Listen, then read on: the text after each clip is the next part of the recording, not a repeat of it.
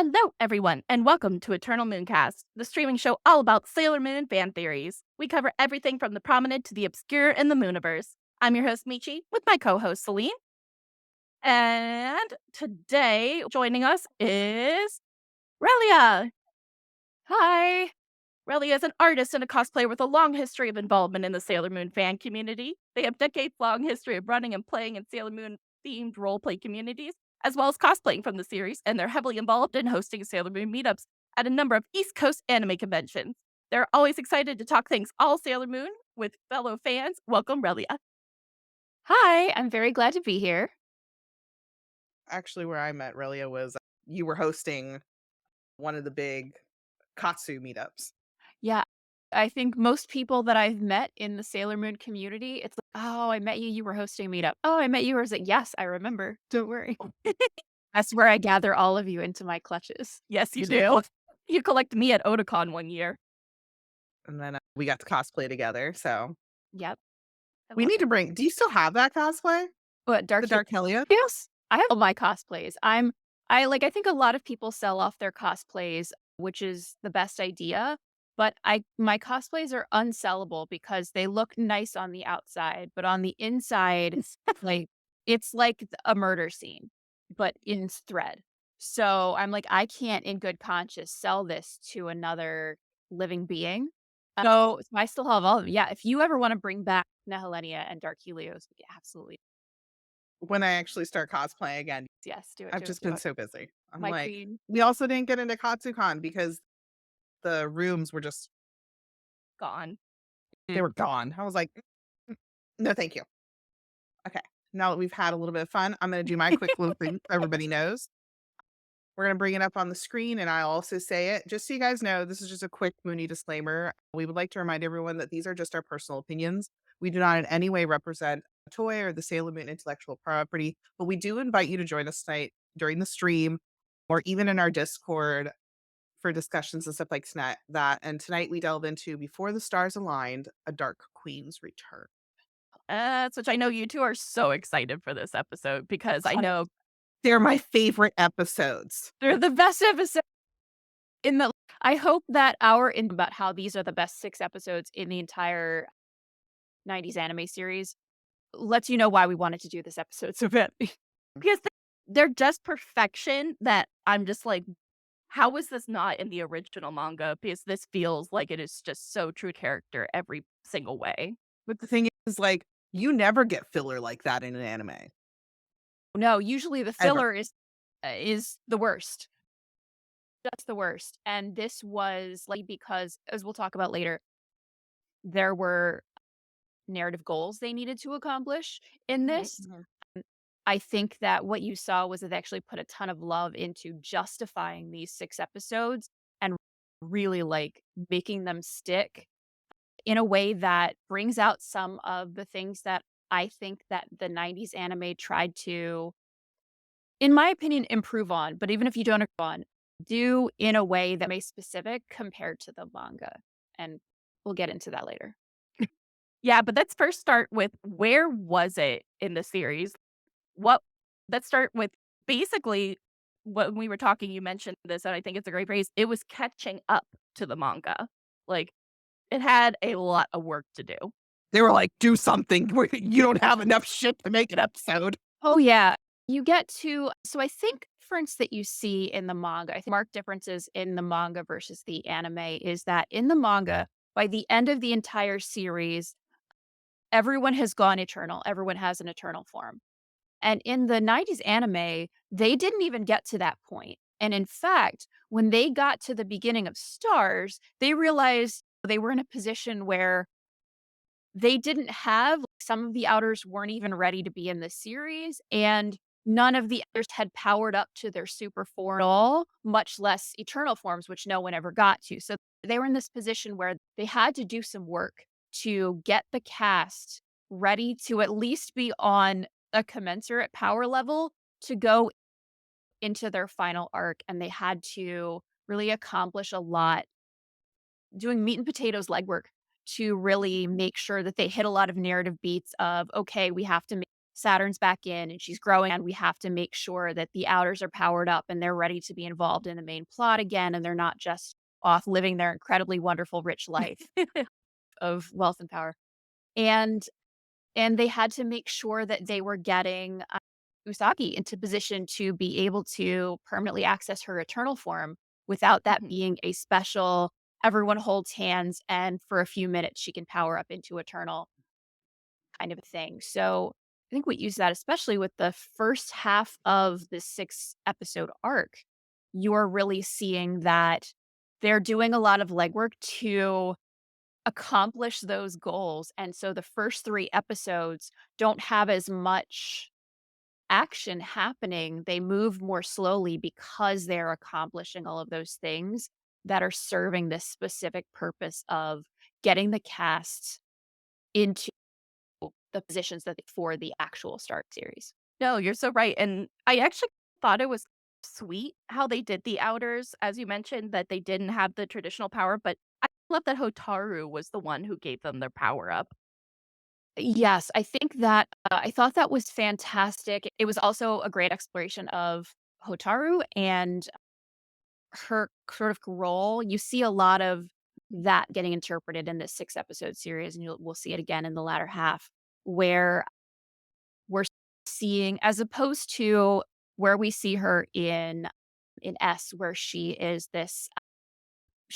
Sure. first a civilian and then an antagonist and then this mysterious soldier who only pop up when she has to end the world. Okay, but if we're looking at her as a member of a team and as an ongoing fighting sailor senshi, what does that look like? What would it be like for her to be an everyday fighter who fights along with them? And I think that has this great exploration of the ways that having this cosmic insight, and she's, oh, what are you doing in your room, Hotaru? Hotaru's just modeling the growth of the galaxy from the Big Bang.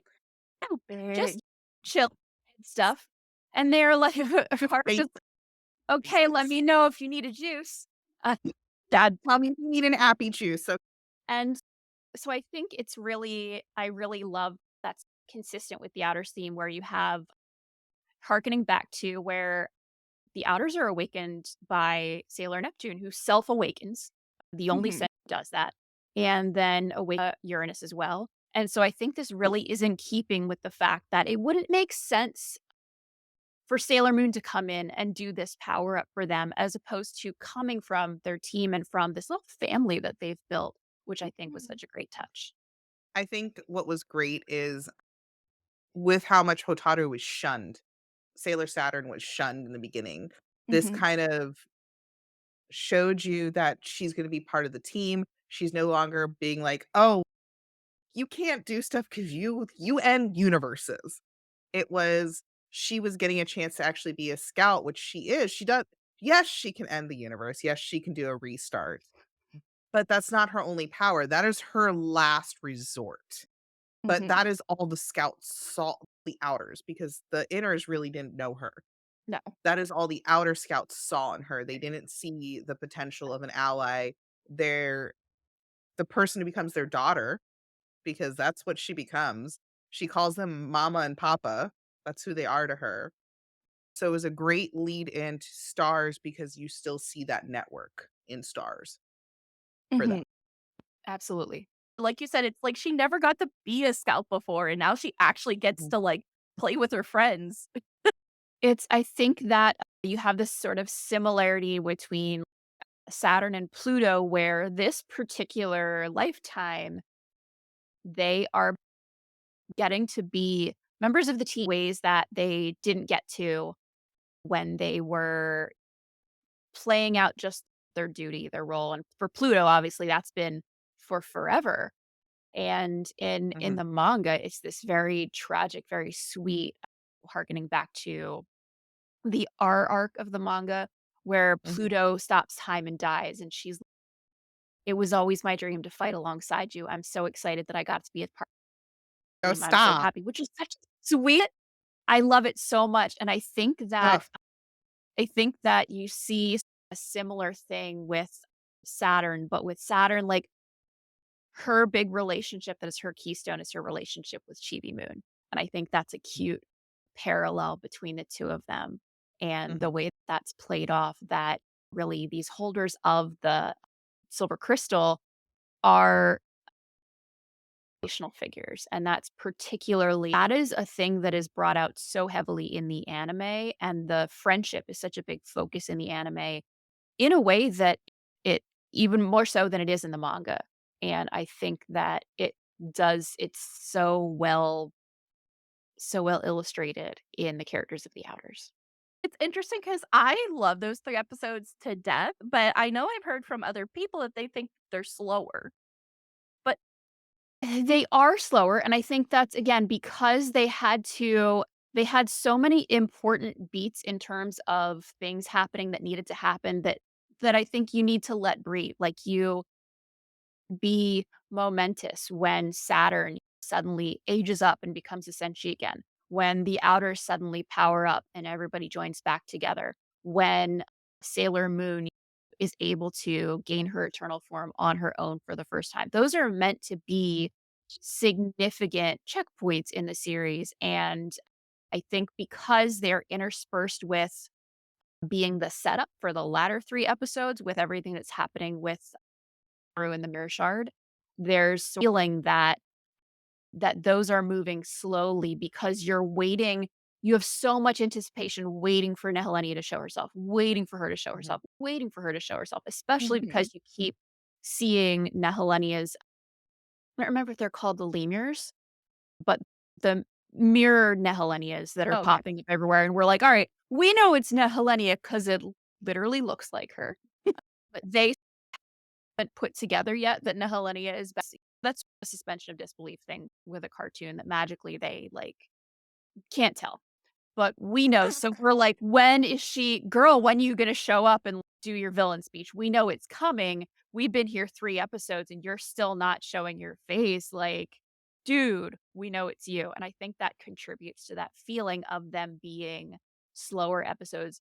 But I think it's also just that the latter 3 episodes are so tightly narrated, so much gets accomplished, it's Mhm. hard not to compare them and feel like that's Mhm. where the meat is. I got whiplash because I was watching it not all the way through. I watched part one day and part the next, and it went so quickly by doing that because all of a sudden I was like, "Alright, I'm gonna settle in for a nice Moody marathon," and then an hour and a half later, I was done, and I'm like, "Wait, where'd we go? Wait, we just finished the entire arc." Mhm. And it was, like, so many episodes, but or just a few episodes, and it was, like, crazy. But It's just the Doom Tree, we found out it's only, what, 12 episodes, and we were like, "What? it Doom Tree, and like, 12 episodes," and I was like, "What do you mean it's 12 episodes? Like, I thought it was a whole." and I think that honestly, for myself, I would have happily watched the Nehelenia Stars arc unfold over 12 episodes. oh, Have loved for everything that happens in the episodes to really breathe over the course of 9 Mhm. because you could have done so much. It could have been just so much. Obviously, they it was always superfluous to requirements. This is an arc that has to accomplish some things, and then they also throw in this little plot line. But as a greedy person, I could have watched those moments and those interactions, like, forever. Mhm. imagine, like, 1 pairing per episode. It just was so good because the meat is there, like, the bones are there. You could have done Mhm. it. Ugh, my Yes. dream. So everybody agrees it was extremely short. Yeah, yeah. 6 episodes. It deserved more. Deserved 12. Also, Oh, that's when you started seeing the art of stars, though. Oh, That's mhm. when you started seeing, like, who was taking over for stars. Because all of a sudden you're like, "Yeah, Dead Moon looks really good." Yeah, and then those 6 episodes when you start seeing the beginning of that art that we're gonna get for all of stars, and you're like, "Excuse me? Yep, yep. Where did." You see the closing salvos of some of the more controversial animation teams within the studios that worked on it. I think the studio that did the Uranus and Mercury episode is one of the more recognizable visual art styles that is somewhat contentious in the fandom. Some people love it or like it perfectly fine, and some people are like, it just looks so dissonant from all of the other animation. And then you start to see in the last 2 episodes, the new animation team coming in, and it's just beautiful. And of course, you've got this is your first time hearing Makanai, the Sailor Stars song, and seeing that opening cinematic. It's the Mhm. beautiful animation for Stars opening, and that song, which is one of my favorite Sailor Moon open or one of my favorite, frankly, anime songs of all time. If I need to get pumped to do anything, I can listen to Maka and I am like right there. I'm like, yeah, a sailor yell. Let's Because it's go. so catchy. It's It's so darn so catchy. good. So good. I'm excited because we're supposed to possibly get it in movie 2, Cosmos, redone. Fingers crossed. Fingers crossed. Let's hope. But love Let's hope. that just because the song is so good. All right. But anything else about how they caught up to manga that you guys wanted to talk about? Like I said, I was saying they had to do them because they were like, "You don't have enough material to draw stars. Do something." Yeah, because look how different Stars turned out, and that is with them getting that little bit of a timeline. Stars ended, what, a week after the anime? Not or a week before the anime ended? Like, the actual manga, it was, Something like, a like week that. or 2, something like that. That's insane. It was a way to get Sailor Moon to Eternal Sailor Moon for the Kumbaya holding of hands and the power up, and but they couldn't get the scouts to that, which is sad. So that's Yeah, why I'm so excited about absolutely. the movies. Yeah. Because I do like it when all the scouts also get all the power ups and everything and like their own individual moments. Yes. Their Eternal outfits are just so cute. They are. I'm hoping we get statues of them. I'm like, I'm "Please give me crossing my Eternal fingers. statues." I'm like, "We've already got Eternal Moon. Give me Eternal Scouts," which I think we will. I think the Glitter and Glamours, the Crane Game ones, we'll probably see them because I we hope just got the supers. I would expect we'll get, as usual, tons of merchandise of the inners. And then, like, once every 20 years, they'll come forward and be like, here is a smattering of Outer Senshi merchandise just for you. Buy it now. It will not come back. It's just the Yeah, way. because they still have not announced if the Outers are getting these, Oh, I know. I'm still bitter. The, but they'll give them Kid probably not. Basket. But I want this. I want that. Yeah. All right, but back to our topic of the night. So I really want to know about this point because I actually don't know this. So what is this about the Snow Queen in this arc? I would love to talk about this. If you are familiar with the Tale of the Snow Queen by Hans Christian Andersen, this is actually the Nehelenia arc. The framework of the arc is built entirely on the framework of the Snow Queen. The Tale of the Snow Queen is tale of these two children, a little boy named Kay or Kai and a little girl named Gerda, and they grow up and they're like the closest of friends and they're growing, they grow a window box garden and they hear all these tales about the Snow Queen who is the ruler over like snowflakes that look like bees and things like that. And she learns this song about roses that she sings to Kai because they fall in love, yada, yada. One day, a troll's mirror gets broken, and shards of this mirror go flying. And one of these shards gets into Kay's heart. And over time, he starts to become like aggressive and angry. And he destroys everything and he doesn't care about anything anymore. And he only likes snowflakes and he's obsessed with snowflakes. And one day, the Snow Queen comes up and he goes away with and he forgets about everything. She has taken him away.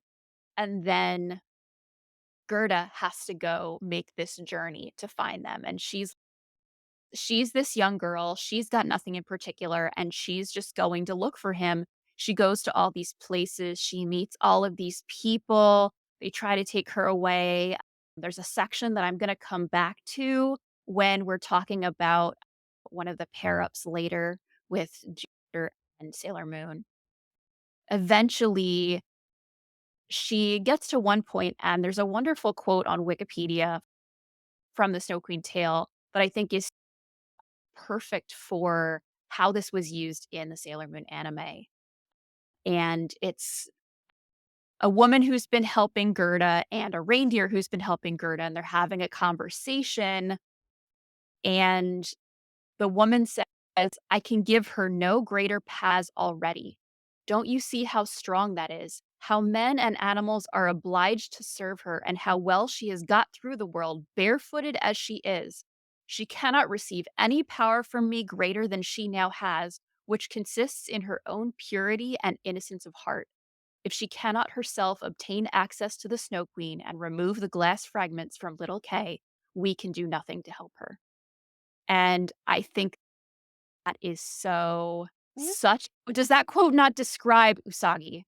Like, Yeah. that What she is has to do she's for just Mamoru to the save him. great power that she has is in the goodness of her heart and the kindness that she moves through the world with, that compels people to want to love her, to want to do things for her, to Mhm. want to help her. Mhm. I think it's unsurprising to me that they used this as this framework for what they were doing with this Mhm. Nehelenia arc, as they just so clearly did, because as you can see, like, beat for distinct points that are just exactly from the Snow Queen. She does Mhm. eventually go find Kay. She rescues him. She causes him to remember her, and they go off together. But yeah, so that's the if you weren't familiar with the Snow Queen fairy tale, I know you guys did a previous episode of Eternal Mooncast where you talked about some of the mythical and fairy tale were Mhm. Yeah. brought in Sailor Moon. I thought this is another example where they really worked with such a specific fairy tale and brought it in. I Yeah. actually didn't realize it was that fairy tale. I Yep. had no idea. No, look Would it not up. have made that connection. You That's can just go so read cool. it if you want to support Hans Christian Andersen. He's dead. But Oh my gosh. So that's and beat for beat, like you said, becoming obsessed with snowflakes, becoming obsessed with mirrors, and then the heart up. And now I'm also getting a little bit of Princess Tutu, and now I'm getting more understanding of that. and I I mean, fear deserve better. it's one of those sort of common fairy tale tropes of the young pure-hearted girl's journey, like east of the sun, west of the moon. There are fairy tales that sort of follow that pattern. But yeah, that's Mhm. the Snow Queen. That's awesome. I have not read it. I need to. A long time ago in English class, I read it. That should tell you how long it's been. So, but I find Mhm. that so interesting because, like you were saying, beat for beat, I was imagining the entire 6 episodes basically in my Mhm. head, and it was lining up perfectly. Like I said, we're gonna come back to the Snow Queen in when we talk about Jupiter and Moon, because they very specifically lifted an entire Snow Queen for that.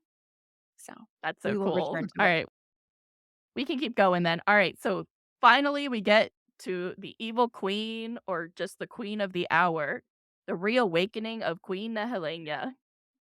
Which was very interesting, and I think the reason why they went with Nehelenia is because she doesn't actually get defeated at the end of her arc. It's true. Technically, Like, no. she crawls away back into the mirror and Uh, seals herself up and disappears, which does not happen normally in the series. So, I think yeah, I think that first part, that setup was chef's kiss. agreed. And I think the way they play it in the anime, the arc, is that like, she thinks she won. She's, oh yeah, I watched you guys plummet to your death. You fell a very long way at a very high speed. Like I, they died. I got set. I stuck the landing. I win. Uh, and then Galaxia is, no, you didn't. Like, those jerks are alive. They're out there, like, partying with their friends who love them. They're all happy Oh. that you are sealed away, and they are flaunting the fact that you couldn't kill them. And then, of course, Galaxia is, I believe, Nehelenia's mirror, which she was sealed in. And so Nehelenia is very upset about She her helped mirror being her. destroyed, but it was Galaxia who did that. And I Mhm. think so I do think the one thing that's really interesting and I like to speculate about is, why did Galaxia do this? Because the only time we really hear from Galaxia other than in the initial setup where she's, hey, Nehelenia, just letting you know, all those jerks are still out there. you should do something about that because they really disrespected you. And the only other Mhm. time we hear from her is like a couple of episodes into it after like Saturn has been awakened, everybody's in place, and Galaxia just her gentle laugh, and she's finally all the pieces are in place. And so the question is, did because this doesn't really line up with the manga, and so you're hard pressed retroactive route. What would be the justification for Galaxia doing this other than, oh, it'd be nice if she killed Sailor Moon. That would be convenient for me. But it doesn't appear to be what she was doing based on that line of all the pieces being in place. It's was she purposely trying to create an inciting incident that would cause Sailor Saturn to reawaken so that she could have access to all of the star seeds?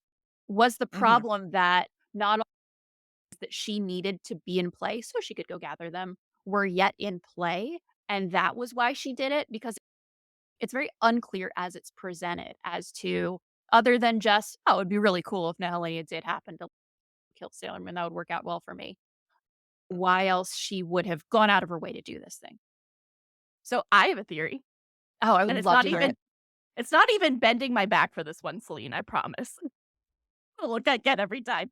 All right, so we know about Galaxia that she just likes to stir the pot because she's Mhm. bored, but also she goes after somebody who's weak and somebody who is looking for power every time that she goes after a planet. She doesn't pick their scouts usually, except for in the case of Sailor Lethe and her sister.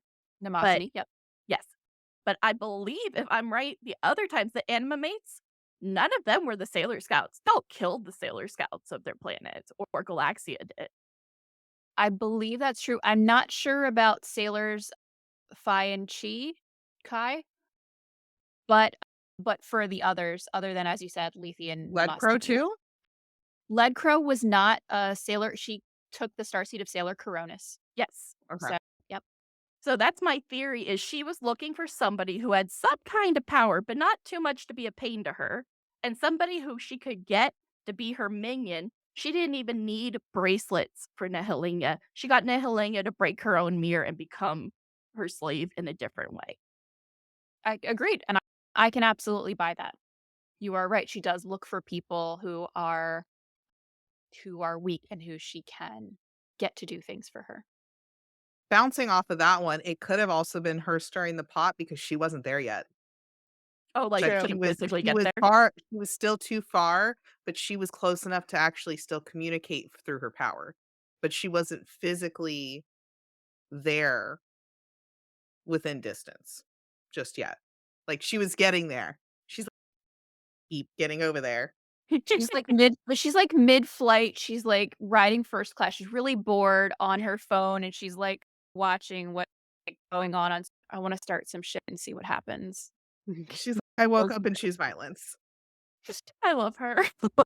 But okay, so besides her getting awakened, which by the way, Galaxia 100% though, I give her credit for stirring the pot better than anyone in just a few Mhm. sentences because she was short and to the point.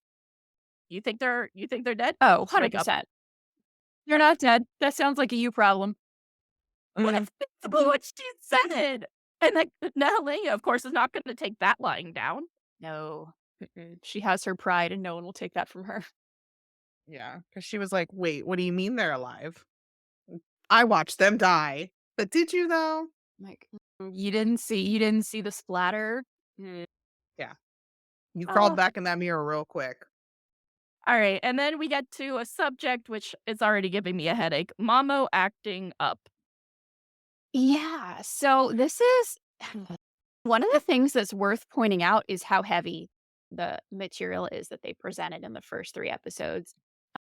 He hits Usagi not once but twice, Ugh. and that's, like, the weight of that emotionally. They put that into animated kids show is a lot. I do think that they handled it with care because they make it clear at all points that there's something wrong with him. We know that this is not him being normal, and I really loved It was honestly one of my favorite moments I've ever seen from Sailor Chibi Moon when I was rewatching this was the second time when Usagi goes to see him and her friends are with her, and she gets knocked to the ground, and Chibiusa sees this, and she's like, "Hey, apologize to her. You say you're sorry to her right now." And Usagi's like, "Chibiusa, it's okay," which is heartbreaking because Usagi Mhm, is still in the process of figuring out that something is wrong with Mamoru. But mhm, Chibiusa's, "No, you say you're sorry." And I thought that was such a sweet moment of un even in knowing that there's something wrong with Mamoru, like, she's still able to say, "Nope, that still doesn't fly. That's still mhm. not okay." Yes. And even I think it's such a great moment because Chibiusa has long been established to have this, at least superficially, this of favorability towards Mamoru versus Usagi. Like, she's always Mhm. very like, Mhm. "Oh, I wanna spend time with Mamo-chan. I love him so much. I want all of his attention. I want all of his time," etcetera, etcetera. And Usagi, she has this little peppy rivalry with, and they're at each other's throats. Uh, and so it was, I think it is an important moment to see that she does take his side when he does this. She's not, "Oh, I'm sure Mamo-chan didn't mean it. Mamo-chan, why did you do this?" She like, "You say you're sorry. What is wrong?" And I thought that was such a heart-wrenching moment to see Mhm. really that, no, that's her mom. She loves her. She's like, "You hit my mama." Mhm. You apologize right now. Yeah, no, I'm so glad that they didn't take it at all lightly in the show. Everything about that moment was dark, from the background to this music, everything. Oh, yeah. Okay. Oh, the other thing I wanted to say about Mamoru's descent into whatever you wanna call this is if you look at his apartment and how as he's progressively accruing more and more mirrors over the course of these 3 episodes, I don't know how much money this man must have spent because mirrors are expensive, and a Yes, lot of they his are. mirrors are massive. Like, they are huge. He has purchased so many of them. I am just did where did his for this? What did he have to sell to finance the rapid purchase of all of these mirrors, especially given that we know that in the city, there are all of these other people also progressively, obsessively collecting mirrors. You Oh, know that's the true. supply shortage, like, how much money was some mirror seller making just financing these people's absolutely crazy habit? They were just like, "I don't know what's going on, but it's really not my problem. They're giving me all of their money. That is their choice." Legit, you can ask Celine. In my notes, I literally have how much money did Mamo spend on mirrors asking for a friend. Thank you, thank you. I love that we all were like, "Mirrors are expensive, though." Yeah, like that IKEA full-length mirror, that's expensive. Yeah, I've absolutely. seen it and I want it so bad, but it is pricey. Yeah, Uh-huh. and he didn't have 1, he had 50 the Pokemon Gotta Catch 'Em All version, like, Yeah, a full-length mirror in this economy? Right? N absolutely not. You're talking like $300-$400 for a full-length mirror, and that's not a cute one. No, just run-of-the-mill serviceable mirror, expensive. These weren't the Walmart $20 wall mirrors, okay? These were, like, framed nicely and Mhm. Big gilded and everything, like, I this know. man's went all out. all the budgets. How did he afford to go to college in America after that? I know how much college in America costs. He returned all the mirrors. The one Usagi stepped on. Yes, Yeah. which I thought that was such a good like you said, it's a really important moment, but the mirrors are hilarious segue of it. But I just think it was a very important moment to show the viewers that, like, just to know to value themselves and that your friends value you and your family value you and your loved ones should value you. Yes. Yep. And then anything else you wanted to say on Mamo before we talk about They really need to stop making him such a dick he's horrible. in the '90s I anime, mean, like, Jesus they Christ. yeah, like, they obviously we know that mans cannot go 20 seconds without getting brainwashed by somebody or beaten up by somebody else, uh, which is fine. I appreciate that he is the damsel. Like I like that as a gender flip trope, very specifically in Sailor Moon. It's great. But also, dude, like at some point, just get like earplug and hear the person who's trying to brainwash you. So I did actually, this is no segue, but I did want to hit on one other thing that you reminded me of Mhm. about the Mamo-chan's descent sequence, which is specifically when Usagi steps on that mirror. I think that this is such a it was such a symbolically perfect moment that Usagi, who was just out there trying to do good without thinking about it or realizing it, steps on and breaks this mirror. Isn't that what Helenia is like? She just by being herself and being out in the world, she smashed Nehelenia's mirror, her dreams, like, without even meaning to be her enemy, she did Mhm. this thing that harmed her, and I thought it was like, "Alright, here's this visual symbolism of why Nehelenia hates her, and it's because one day Usagi Mhm. just stepped on her mirror without thinking about it." Oh, that's such a good parallel. I never put that one together. They do some stuff in this anime. They cared so much. They did care. The 90s anime, they cared. They had their whole hearts in that anime, Uh-huh. Mhm. especially the Stars team. Like, they love that. They love this thing. They went all in. Hmm. Now, if only Crystal had done the same thing. I think so I have here's where I admit I have not still, and I haven't watched all of Crystal specifically because I found the animation to be so off-putting, but I think that I will say in brief, I think I respect that Crystal was trying to do something different that justifies its existence as an anime. Because I think if you're going to remake something as an anime, there should be a reason why you think there's value in doing a remake. And in this case, the decision made was we're going to try to do adaptation of the manga with the anime. And I'm like, I'm a person who actually prefers the 90s anime to the manga because the different thematics that they explore and highlight, I prefer in the anime manga. Their specific goal really try to hew really closely to the manga. And Hmm. unfortunately, that comes with some of the drawbacks of the fact that if you're someone who has already experienced both the manga and the anime, you're actually carrying both of those with you into a new experience. You're not going into the new anime forgetting about all of the emotions that you felt when you watched the old anime. And so it feels like a lot gets left on the cutting room floor by just doing a manga adaptation is the anime brought its own new stuff to it and a lot of that stuff was very beloved and Yeah. was frankly amazing, great, phenomenal. So, I do think that Crystal, by doing a faithful manga adaptation, was always going to be set up to disappoint me in particular as an anime lover. But but it's I respect that at least they have a specific vision they were trying to do. I just wish the Mhm. animation team had been more invested in, let's say. I just wish they had been the Stars animation team. Yo, Let 100%. them have redone Oh, it, but follow them. I wouldn't have cared if they had followed the manga faithfully. mhm, But my problem is they didn't stay faithful to the manga. They took stuff that wasn't manga, and I guess they were trying to fill that, like, 90s thing, but the way they went, like, onto the left side, where were you going with this? Like, they if you wanna be manga faithful, do the manga only. Do not add your own little you can add, like, a funny scene here or there, like a chuckle, but they tried doing their own thing, and it, like, derailed the whole thing. And you're like, "No."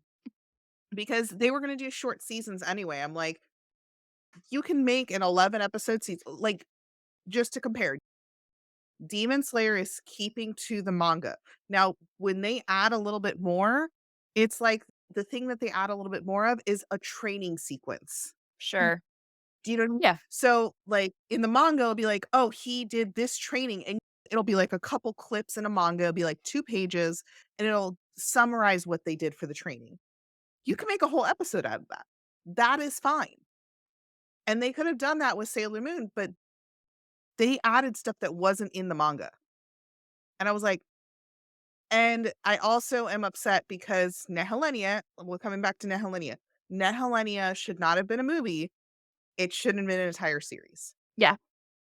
Oh, absolutely. And then they should have given us the 6 episodes and redrawn them. But it that's my Cosmos is gonna be fine. Stars is a shorter arc, it is one of the shortest arcs in the series.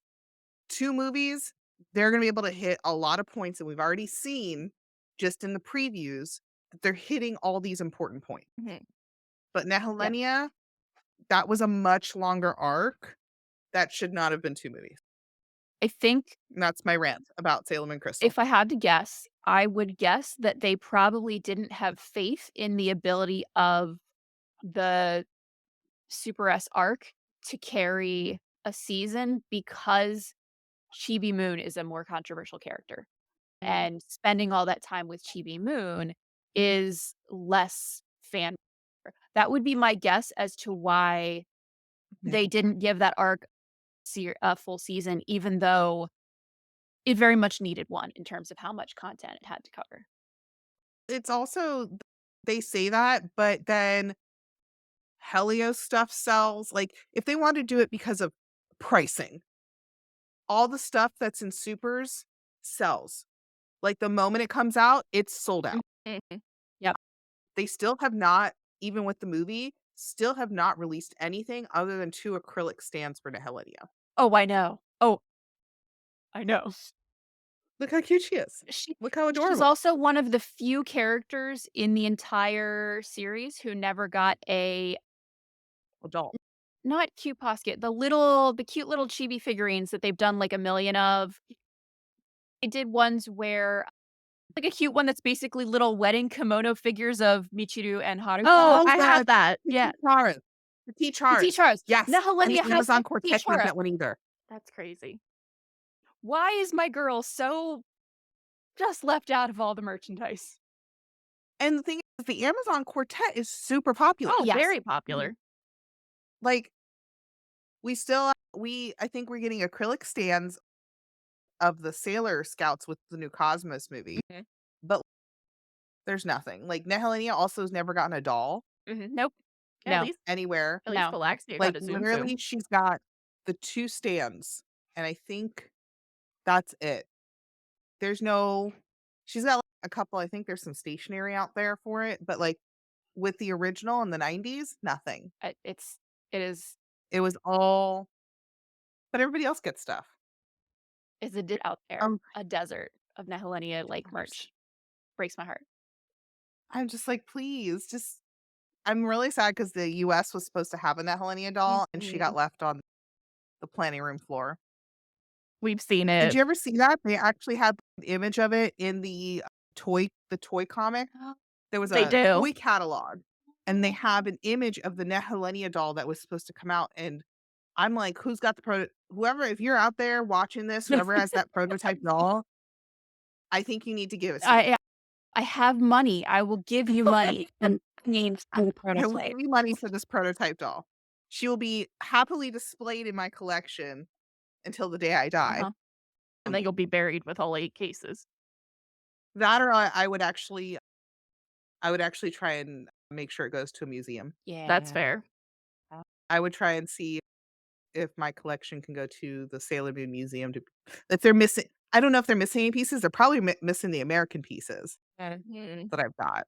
So I'd be like, "Please put this in a museum so it's preserved forever." Yep. Alright, so back to the topic of the night. Yep. So, let's talk about something I have a spicy opinion on. Usagi Okay. going off to get Mamo without even considering her friends.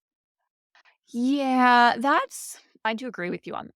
And that's something that felt very manga, which is I think ties into because you and I both have been on without planning it, Michi, you and I both were rereading the entire manga at the same time, Oh, which that's is great. I hilarious. didn't know you were too.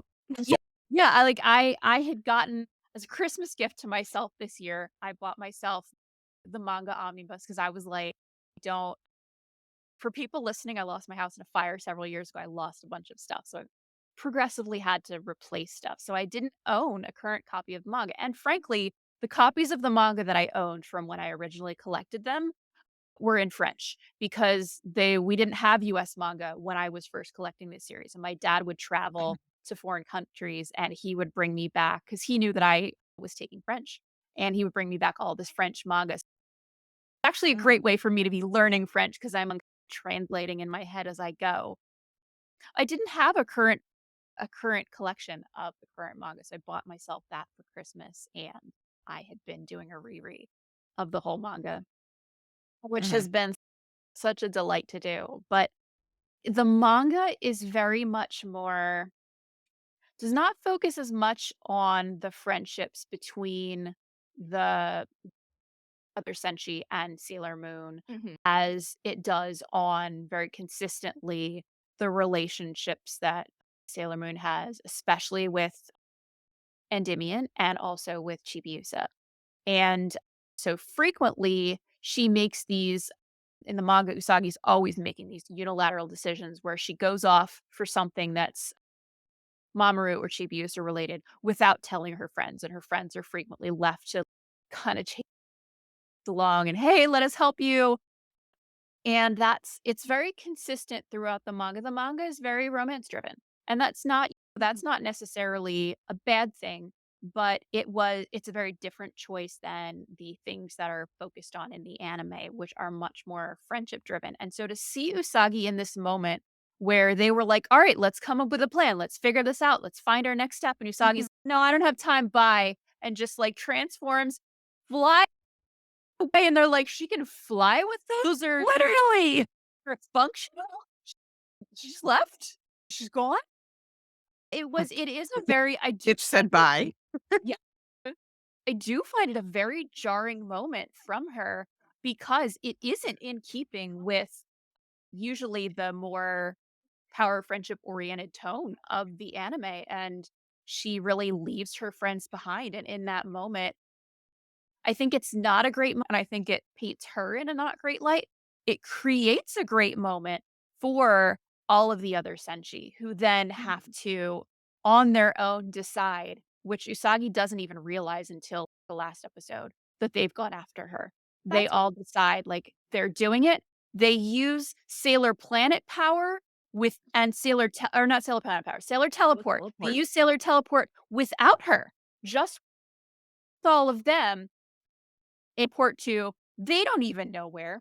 To this day, we don't really know how Usagi got to where she went. She just flew to somewhere and at some point must have magically appeared in a different world. But they use Sailor Teleport, so it just magically takes them where they need to go. Mhm. I think, as I said, it creates a great moment for them where you see that they never just wait around for her to make decisions or to be their moral compass. They make this decision and this is our friend. She's done something in the most idiotic way possible, but that doesn't matter. We've got her back even when she's doing things in the most idiotic way possible. We are ride or die for this girl. Off we go. We've got Mhm. some catching up to do because she's got wings And that can function. fly. So, yeah, I actually am very much inclined to agree. I'm like, that was a very power friendship of you, Usagi. They were like, "Our friend went off drunk, we gotta go get her." In a sense, yes, because it felt so out of character. It felt like Princess Serenity of the manga version. Like, she just Mhm. 404'd and Princess Serenity took over and was like, "I am gonna go save Mamo and yeet." Like, I don't know what else that was because all of a sudden she's transforming and all of her friends are like, "She can do that?" And then all of a sudden she leaves, and then she doesn't even think about them again. She doesn't even think that maybe they would go after her. Me so mad because I'm like, "That's not the Usagi I grew up loving." Yeah, and I think I'm not sure that because that's meant to be another payoff moment in those 3 episodes where she's first able to attain her eternal form on her own and hold it. And I don't feel like for me it hit the way that I think that it should have. Because previously in one of the previous episodes, she like tries to use her powers and she powers back down. She's like, "Why can't I hold on to this form What's wrong? Why can't I do this? And it's made much more explicit in the manga very early on that her power comes from basically her heart and her belief in what she's doing. And you did see that here that like, all right, she's at her most be doing when she's running off to just save one of her friends like hell or high water. And I'm like, I do get that tracks, but I didn't feel like it paid off the idea that in the previous 2 episodes, she was having trouble getting to that point. I don't feel like they successfully established that emotionally for me, where I felt like, "Oh, I get why she was waffling in the first 2 episodes, but now I understand why she's here." I do think it didn't. How do you feel, Celine, about it? I think it was a moment of desperation Mm. for her. That Nehelenia actually caused desperation in Usagi that she has not felt since Queen Beryl. Ooh. That's an interesting point because I think I especially you look at you look at recent seasons where it hasn't really been about things that she loves and that were being taken away from her and about someone who was, like, angry at her. Because you look at her arc with, obviously, Beryl, that's where it is. That's someone who, like, hates her and wants to take away something that she loves. And then you go to R, that's an arc where someone hates her and wants to take away someone that she loves. That's an arc where, like, an angry planet wants to destroy another planet, and it co-ops these terrorists to help them do that, and one of the eco-terrorists, like, has romantic designs on Sailor Moon, and none of that is motivating in a way that, like, he's never like, "I'm going to destroy and steal, like, Prince Endymion to get to you and to, like, really take the things that you love." When Mhm, when Wise Man corrupts Chibi Moon, he's not doing it because he's like, "I really to make Sailor Moon hurt." He's like, "She's real powerful, that would be super useful for me. I'm gonna take that." And then Chibi Moon is, "Oh, I want Mamoru because I want Mamoru. It's not to hurt you. I just want Mamoru for myself. I really like him." mhm, Mhm. So R, although it has high emotional stakes for her, it isn't someone trying to scare her in the way that Beryl tried to scare her. And then you look at S, like, it's not really about her at all. They're doing their own weirdo thing. Mamoru's They barely in that arc. Yeah, he's Sir not really appearing in this. And Yeah. then Super S, that's really that's it's very much Chibi Moon's story. It's Mhm. her experiencing all this, like, fear and love and heartache and want. And so I actually really love your point that this is the first time he's been this scared since Beryl. Actually, a Mhm, great shout. A great shout, yeah. and a great setup for the fact that Galaxia in Stars, especially in the manga, really does things just to hurt her. She's like, Oh. I just wanted to hurt your feelings. I'm gonna be honest, I don't care about this dude, but I knew it would be really upsetting to you to see his, like, evil zombified corpse that I've taken." Yeah. She's Regina George. Oh, true. Okay. New cosplay group idea. Galaxia and the Animamates, but as the mean Yes. girl. Yes, I need to see that. On Galaxia is Wednesdays, Regina George. we were gold. Exactly. Yes. Oh my gosh, but no, actually, okay, I feel more sympathetic now towards Usagi because before I Yeah. was raging mad because I'm like, "Why would you ever do that to your friends? Like, how could you put them in danger and not even Mm. remember that they exist?" But you're right, this is the first time Here's since here's the first time this is the first time Usagi has had desperation because Mamo hasn't been captured since Beryl. Like, in when the Earth is being covered because of the Dead Moon Circus, yes, he, like, is laying in bed, and same thing in the manga, like, he ends up laying in bed because it hurt. Oh, I'm languishing because 'cause I'm tied to the earth and the earth is sad. Yeah, but you haven't seen Mamo captured, and it's also she's desperate because when Mamo was captured, he wasn't Mamo anymore, Mm. Yep. and it's also a desperation because if something happens to Mamo, Chibiusa dies, Mhm. and Ooh. at that point in the series, in the 90s anime, Usagi loves Chibiusa. Yes. They are very close at that point. They Yep. are extremely close. And you see that in that 6 arc, like, how close they are, and there's a reason for her desperation. Yep. Absolutely. I will say that scene with her just holding Chippy Moon as she fades. Oh, I'm Yep. usually not even a Chippy Moon stan, but I was just like, Chippy Oh, Moon? I sobbed Same, every time. same. She in this 6 episode arc is at her best in many ways. Oh, fantastic. Mhm. Top form. Yep. I sobbed. I sobbed. I still cry every time that scene happens. Oh yeah. Oh yeah. Every Gets single you. time. Gets you right there. 'Cause at that point, Usagi is having motherly feelings Mhm. Yes. for Chibiusa. And as a mom, I'm like, every time, I'm like, "Can you stop?" I was like, "Can you stop doing this to her? Please and thank you. Also, I can't handle this, her and guys." Saturn are just the cutest together. Mm, Which I'm sorry, I'm kinda going a quick bit before the segue, but I just have to say that those 2 as a pair is just one of my favorites. Oh, mhm, oh, it's fantastic. I'm really glad. We'll talk about them again later in the episode, but I'm so glad they got these moments in this episode because it's mhm, so good just to see in early on when Saturn is reunited with Chibi Moon, mhm, just how happy they are to see each other in just a simple way of 2 little kids who get to see their friend again. Like, it was such a pure, simple human moment just seeing them reunited. I absolutely love that. So cute. 'Cause it's actually it very reaches out to, like, the manga relationship because 'cause they're very close in the manga. Mhm. Oh, Mhm. yes. Oh, yeah. Even in Stars, like, because you see them reunite in Stars, and they're, like, Yep.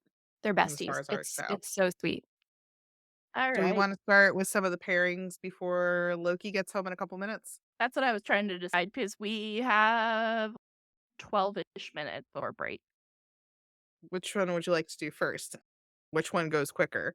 I I put them in think order. Minako and Setsuna. Yeah, Minako and Setsuna would be the quickest. Oh, actually, I would like to spend some time on that one. So let's Oh, okay. I think I'm okay with going in order of how the pairings appear Okay. in the anime, which would be Mercury and Uranus first. That one is the funniest. It is so funny start to finish because it's Uranus and being sad the entire time that Neptune's not with her. Haruka was such an ass, like, that It's entire time. Like, she showed her ass, and I was like, "Haruka, you need to stop it." I think it was one of the things I really like about particularly Mercury and Uranus and the fact that they led off with them is they did absolutely pick the 2 most the 2 most opposite, characters on the team, and they put them together, and what they specifically were brave enough to do was to show that, like, they didn't really get along real well, and they weren't I think you have Sailor Moon usually presents the big friend group as one big group of friends who all, like, love and appreciate and enjoy each other's presence, and that's not really true, like, they're all friends with Usagi, but they're not all people who like spending time individually together. And I think you see that with Uranus and Mercury. Uranus is okay, I got dropped into the middle of nowhere and I'm not alone. I do have one other person. But of all the one other people for it to be like, ah, shit, it's the nerdy one. Oh no. I like No full appreciation, there was only respect hate. you and your nerdy thing, your computery things you like to do, but we have a mission that we have to get a move on to do. And I think this was it was a very brave choice in a way to allow that to float in the air. The idea that like maybe they don't all it's not just that they don't understand each other well, but that they don't all get that well, and they don't all necessarily everyone's contributions to it. So I did think that starting off with them, you start off Mhm. with the most contentious pair up in the two characters that are the most obviously different, but Mhm. that this is handled in the most anime Sailor Moon way. And it harkens back to my favorite Sailor Moon movie, which is the R movie, which I think Mystery would say, Promise of a uh, Rose. Promise of Rose. And in the major climactic scene where Sailor Moon uses the silver crystal to create a barrier to keep her friends from burning up in reentry, which is for me one of the most powerful moments in all of Sailor Moon. I could watch it 1,000 times and cry every time as she's pushing every last bit of power and the shield is getting smaller and smaller, but she's determined to hold it. And your four friends, like they reminisce, they each have a flashback of how, in their own specific way, they felt lonely and not understood by anyone. And then Usagi came in and without question of whether they were deserving of love, she loved them. She understood Mhm. them. She appreciated them for the person that they were. And that's, I think, one of the things that the anime does so incredibly well is make you feel that these are friends who love her because of them so much with her whole heart. And they take a very similar approach with Mercury and Uranus. They show what are the things that these two are struggling with in understanding themselves as an individual and themselves as a part of a team. And Mercury Mhm. has this flashback to when she was a little girl and she had these other little girls who wanted her to play basketball with them. One of them was like, she can't, she has to go to cram schools all the time. And they were like, oh, I'm so sorry we asked. We didn't know, maybe some other time, which is this really wholesome moment. And then you find out that what what Ami has been doing in whatever free time she must have found is she's been studying basketball and coming up with all of these intricate plays and coordinating complex basketball moves for like a 6-year-old girls basketball team. And because of that, like, the team wins and they all celebrate that even though she couldn't play with them because she couldn't come to team trainings and be part of those things, she still had an important contribution that only she could do and that had value even if it wasn't the value that people see up front. She was behind the scenes doing something that no one else could or would do. Mm. And with Huck, you see a very a very different flashback. So Haruka has a very short flashback where you see that what Haruka's struggling with is she's like, Mercury. You got to hustle up. You got to run with your whole butt. And why are you not keeping up? You have got to run faster. And Mercury's like, I just want you to know if you haven't read the materials collection, I'm much shorter than you are. So my stride is shorter. But no, she's doing her best. And Haruka's like, why do I feel I'm struggling so much with this. Why am I struggling so much to match her pace? And then Haruka like remembers all the times that Ichiru, who is also shorter than Haruka, but not nearly by as much, has pushed herself so hard to make sure that she matches Uranus's pace exactly. And Uranus and Neptune run perfectly in sync together every time. That is who they each are always matching when they run. And that not only is realizing, okay, my usual approach won't apply here because my usual approach assumes that the other person is Neptune and you're not Neptune. This is both realizing how much they rely on their partner, how much Uranus and Neptune rely on each other implicitly, and how that allows them to really function in this incredible, like, top form every time, all the time. They just know each other so well. But also realizing that they have to be willing to put in the work to adapt to other people. They're not just in a team of 2, they're in a team of 9, and Uranus is like, "Okay, I can't just assume that I can fall back on Neptune and I will work together and everyone else will figure out their thing, and that's always been fine. I Mhm. have to be able to work with you, and I have to therefore." Uranus is one of the 2 captains. The captain, and then Uranus is Yeah. the vice captain. Venus is Yes. the captain. sort of the vice captain. She's captain of the outers. Being a leader means being responsible for making your team work together and bringing all of the talents of everybody to the table. And I think Uranus realizes I'm not being a leader here, I'm just giving orders.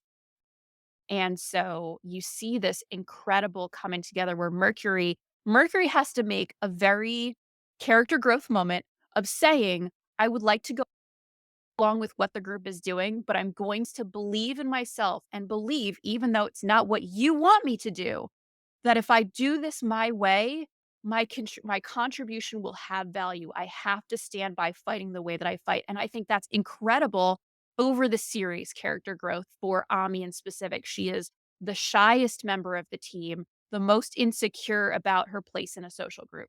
And to see her get to the point where she's standing up to Uranus, who is very personality, very unlike her, saying, "I need to do this my way," is incredible growth for her that has come about through this very unlikely pairing with Uranus. And with Mhm. Uranus, you then see that Uranus makes the choice of, I'm going to accept your decision to make this play. I'm going to back your play. I'm going to put myself in the line of fire to buy you the time you need to do this thing that I'm even sure I believe in. I would never have took action, but you're on my team. I'm backing your play. I will do what I do best, which is physically put myself in the way. I will be your armor. I will buy you this time, but do please show some hustle. Which is the funniest part at the end. She's like, I I can don't hold want it this. to hit that much. I can hold this, but if you could like really move it along. I think it is such a it sets the tone for all of these interactions and how working with characters that they wouldn't usually work with or be paired up with brings out not only things about the other person that they are learning and discovering, but really shows the growth that each character has gone through over the Mhm. course of this series from where they started, the characters they've started as, and who they have matured into being. I think Uranus and are a great start to that. And above there, since I think we are just about at our break time. Yep, guys, we hear the doggo alarm. We are at break. We will be back at 8:30 p.m. So I will leave our graphics up, but make sure get a stretch, get a drink, and we'll see you guys back here at 8:30 for the second half of what's that? Before the Stars Aligned, A Dark Queen's Return. All right, see you soon, everybody. And welcome back, everyone. Before we get back to our topic of the night, we are going to go down the rabbit hole with Celine with Moony News. What's up, guys? So last week, because last week was a lot because we had the movie release the weekend before, but we do have some exciting things that I'm excited for because we don't get a lot of it. Let me make sure I click the right one. They are going to be doing more of the Sims line, which I'm very excited about. And we're getting more villains ones for Cosmos. So we're going to be getting the Animamates. I'm very excited about this. The last one I showed you guys, we are getting we are getting Galaxia, we are getting Kakyu Woohoo! and Chibi. But these were just announced for the Sailor Moon store that we are getting the Fabulous Five right here. We are getting Heavy Metal Papillon, which I'm very excited about because this is the first piece of merch she will. I mean, don't think there's merch for any of these. There was never any stars merch for them, so this is the first merch we've gotten for the Animamates, other than the acrylic stands that are starting to come out right now. We also got the others. So was it That's so exciting. Phi and Chi and was it Leafy? Leafy? Leafy Leafy and and Nemesine. Nemosity. Yep. Yeah. So we got them also were announced. Very exciting because I was like, okay, let's make sure we're doing all of them. And I'm hoping that if this Stars merchandise does well, we'll see just a little bit more villain stuff coming out, but they haven't said anything. The only thing we've gotten so far is these and the acrylic stands for the villains, which from what I have been hearing from, because my proxy that I use over in Japan, he even said that the line for these, because they're blind bags over there, just so you guys know. The blind bags, when they released the Cosmos villains, sold out. Really? So people were very excited to get a hold of these blind bags. So fingers crossed we see more. And then this was just announced yesterday. We're getting a Sailor Cosmos one, My gosh. and I'm very excited. Cosmos, we're hoping to see more of. So we did get, I don't know if you guys saw, this is just so you guys know what this is. We did get a Q Posket announcement for Cosmos. There we go. This Sorry. is just the one from the magazine. This was showing Usagi's original art that she has in the first pages of the manga. But we're supposed to be getting, I think, this size. They haven't announced what size Q Posket we're getting, but they did announce that we are getting a Sailor Cosmos Q Posket. It was leaked. We haven't seen official images just yet. But yeah, that's all we have right now. Now, I can say with the movies being out, a lot of the stuff is going.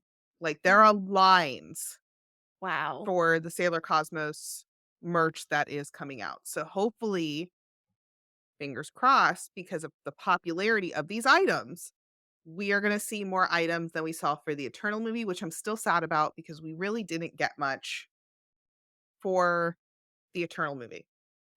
We like I was saying earlier, we got 2 acrylic stands for Nehelenia. This is the first time they've really given us more merch because Nehelenia didn't even get a Tsum Tsum. Nope. What? Oh my Oh, god. no. The Nope. Amazon Quartet did, which I own. It's So so did the trio. Trio got one, the quartet got one, and that was it. We did not see one for Nehelenia. We did not see one for Zirconia, which is very interesting. So we are getting the Tsum Tsums for at least all of the villains for Cosmos, and we're getting Cosmos herself. So I'm hoping, because they did announce that Eternal Sailor Moon Figure Art Zero, that is stunning. I think I showed it last week's episode. It's so beautiful. I'm hoping that with how fast that one is selling, we will see a Cosmos and Chibi Chibi. I would love for the artwork with Cosmos standing with Chibi Chibi. That's Oh. one. Now we've seen like garage kits of it, but I want not a garage kit that I have to have someone else paint. I want fun. Let's go. Fingers crossed, but that is all I have right now for any merch. It's still not the 30th, and we are possibly expecting, unfortunately, we will not have, this is our last episode of the season right now for season 2 at the moment. Yes, this is our mid-season finale. Unfortunately, you can, I'll probably give announcements to Michi to put on our social media. So make sure you're following our social medias. If you guys love this segment, if you guys love me catching you up on everything that's going on in Japan, I will make sure that I give the stuff to Michi to go on our social medias. Yes, because she does an amazing job researching, and I always look forward to your segment because I always love learning something new and seeing what's up, and you have such passion about the merchandise. I love it.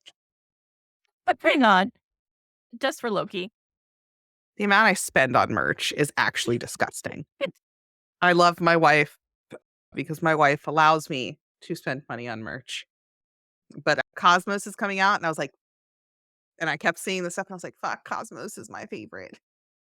Oh, Stars is my favorite arc, so to see merch, I'm just like, add to cart. literally. All right, let's get back into our segment because we left off on a very important part because I totally agree. Uranus was acting like a butthead for most of the She was episode. she was an ass. She was an ass. Let's just put it, because I have never had a dislike for her Haruka. That episode made me want to smack her so hard across the head because it was disrespectful. Oh, And 100% it was disrespectful. and I think one of the things to point out for this arc, they split up the all of the outer senshi. Yep. And I think it was the best thing that they could do because the Outer Senshi are so just obsessed with only working with one another, that it really put stuff into perspective for them that, "Hey, you guys aren't just a team by yourself. Like, there's 10 of you all together," Mhm. because we're gonna count Chibiusa because Chibiusa does fight with them. But Haruko is just I've never been mad at her before. So that's so interesting. I think I would actually say that there's a reason for that. If you look at Uranus and Neptune, your Neptune has always been the bad cop. Uranus is always the one who's, "Don't we kind of like Usagi though? Don't we kind of like Sailor Moon? Don't we kind of want to maybe we could kind of Neptune? We have to think of the mission. Uranus, stay on the mission. We got to think of the mission." Uranus is like, "What if we're like a little bit nice?" And Neptune's, "We do not have time or space to be a little bit nice. We have to get this done." And so I think usually Neptune is up, which allows Haruka room to be the more good cop in that scenario, which I think causes us to think of Uranus as being like the nicer one. But like being the nicer one out of those two, and believe me, Neptune is my other favorite. I say this from a place of love. Neptune and Nehelenia are my girls. Neptune, I love her the most, but it's not because she's the nicest one. It's because she is the most driven one. And so this one in comparison to Neptune isn't a very high bar. Like Now, the bar's on the floor. you have danced over the bar gently. Yes. So I do think that, yeah, when you see that with Neptune not there, Uranus is also very mission driven, very, very look, we have got to get this done, hell or high water. There is no time for lollygagging, figuring this out. We got, and Mhm. so yeah, I think it's I think you raised a great point in saying this is the first time I've really felt like Uranus, you're being a jerk. I think, That yeah, bitch. yeah. I You're love you're this. This is what happens without Neptune there to be the more genteel jerk who, like, she's a jerk, but like you maybe don't notice that she's a jerk until 5 seconds later. You're like, "Oh, I think she was just mean. Oh, but she was so Yes. classy about it." I'm just dying over here. She's stylish in her mean girlness. To be fair, they did say that she had no friends. So she didn't exactly get a chance to learn to socialize, and Queen Serenity definitely didn't give her a chance to socialize. So social skills weren't exactly high on the Outer Scout priority list. No, no, not a bit. No, so just my only point was I agree with you guys, and I think it is a fantastic Mercury moment. Mhm. It is. I'm normally not a Mercury fan. That's not a character that I connect with. And I Mhm, thought this was one of her best moments. It really was. It was really like her showing that, "Hey, I'm actually a very vital part. All this shit happens because I am doing all this background scenes mhm, stuff." But it was funny because one of the things I also want to put out for Ami, she's also a water user, so they still put Haruka with the water user. Yep. Oh, yeah. Oh, Oh, yeah. that's funny. Yep. Yeah. That's So she's funny. still with the water user, but I think Mer Mercury gets the more like she can freeze her water than Neptune can. But it's Mhm. very interesting that she was still paired with a water character. But they Oh, yeah. were the most polar opposites that they could put together for Yeah. that.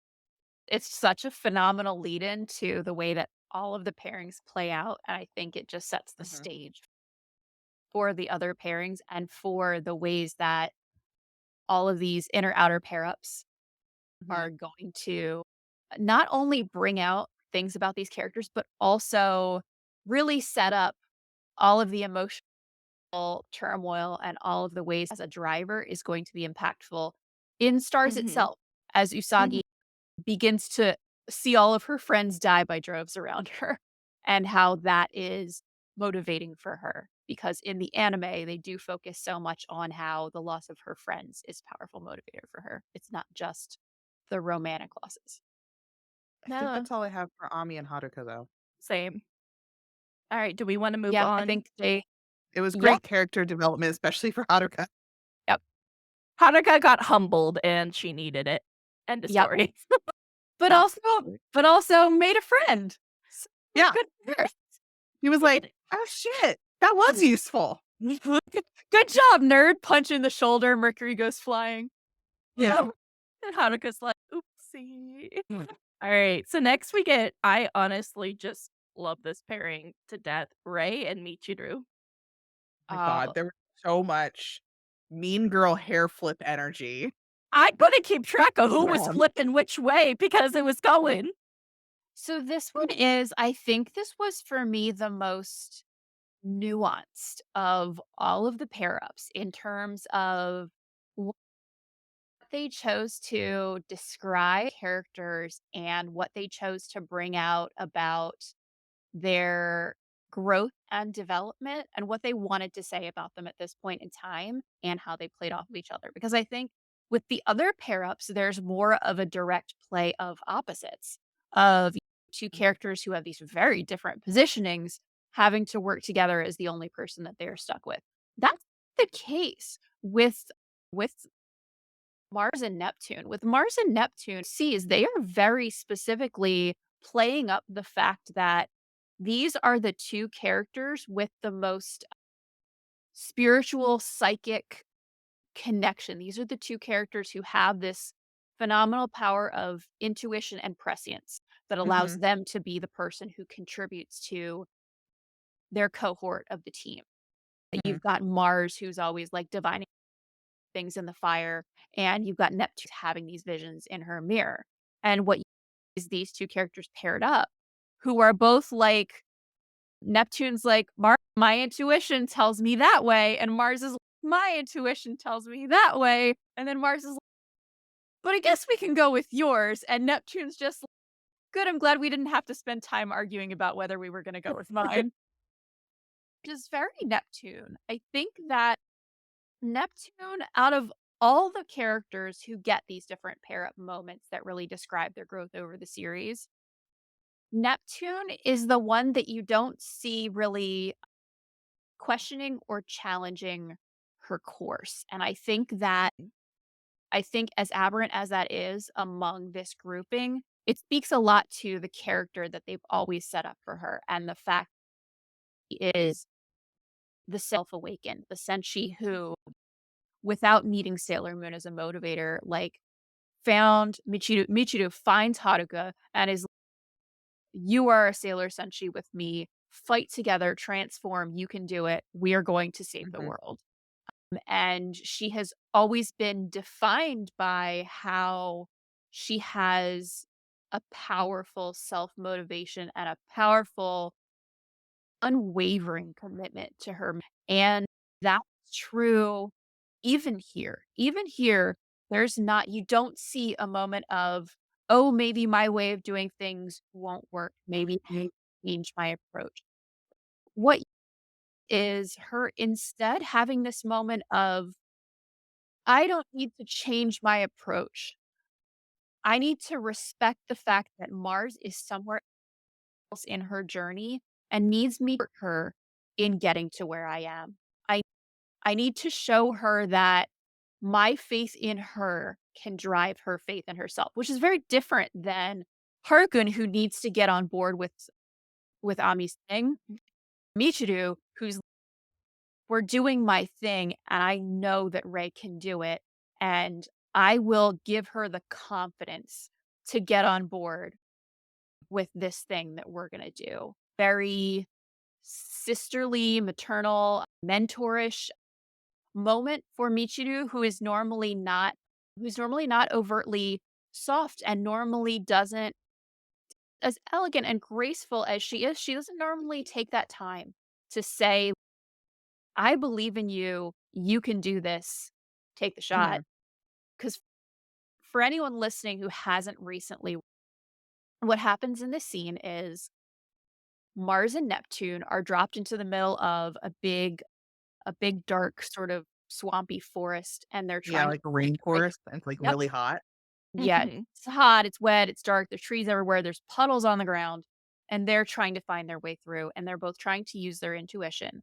And Mars is constantly struggling with watching Neptune, who is so confident and decisive and aware and is able to notice immediately, whereas Mars doesn't feel like she has that same confidence. She is literally younger than Neptune, Mhm. and she's someone who over the course of the series has gotten by so much on this idea of an outward protective shell of bravado and Yes. of feeling like she's had to grow up very fast. So her parents aren't really in the picture. Manga that, like, her dad is a politician, but, she And a lives dick. with her yeah, she lives with her grandfather, and she really runs the show at the shrine.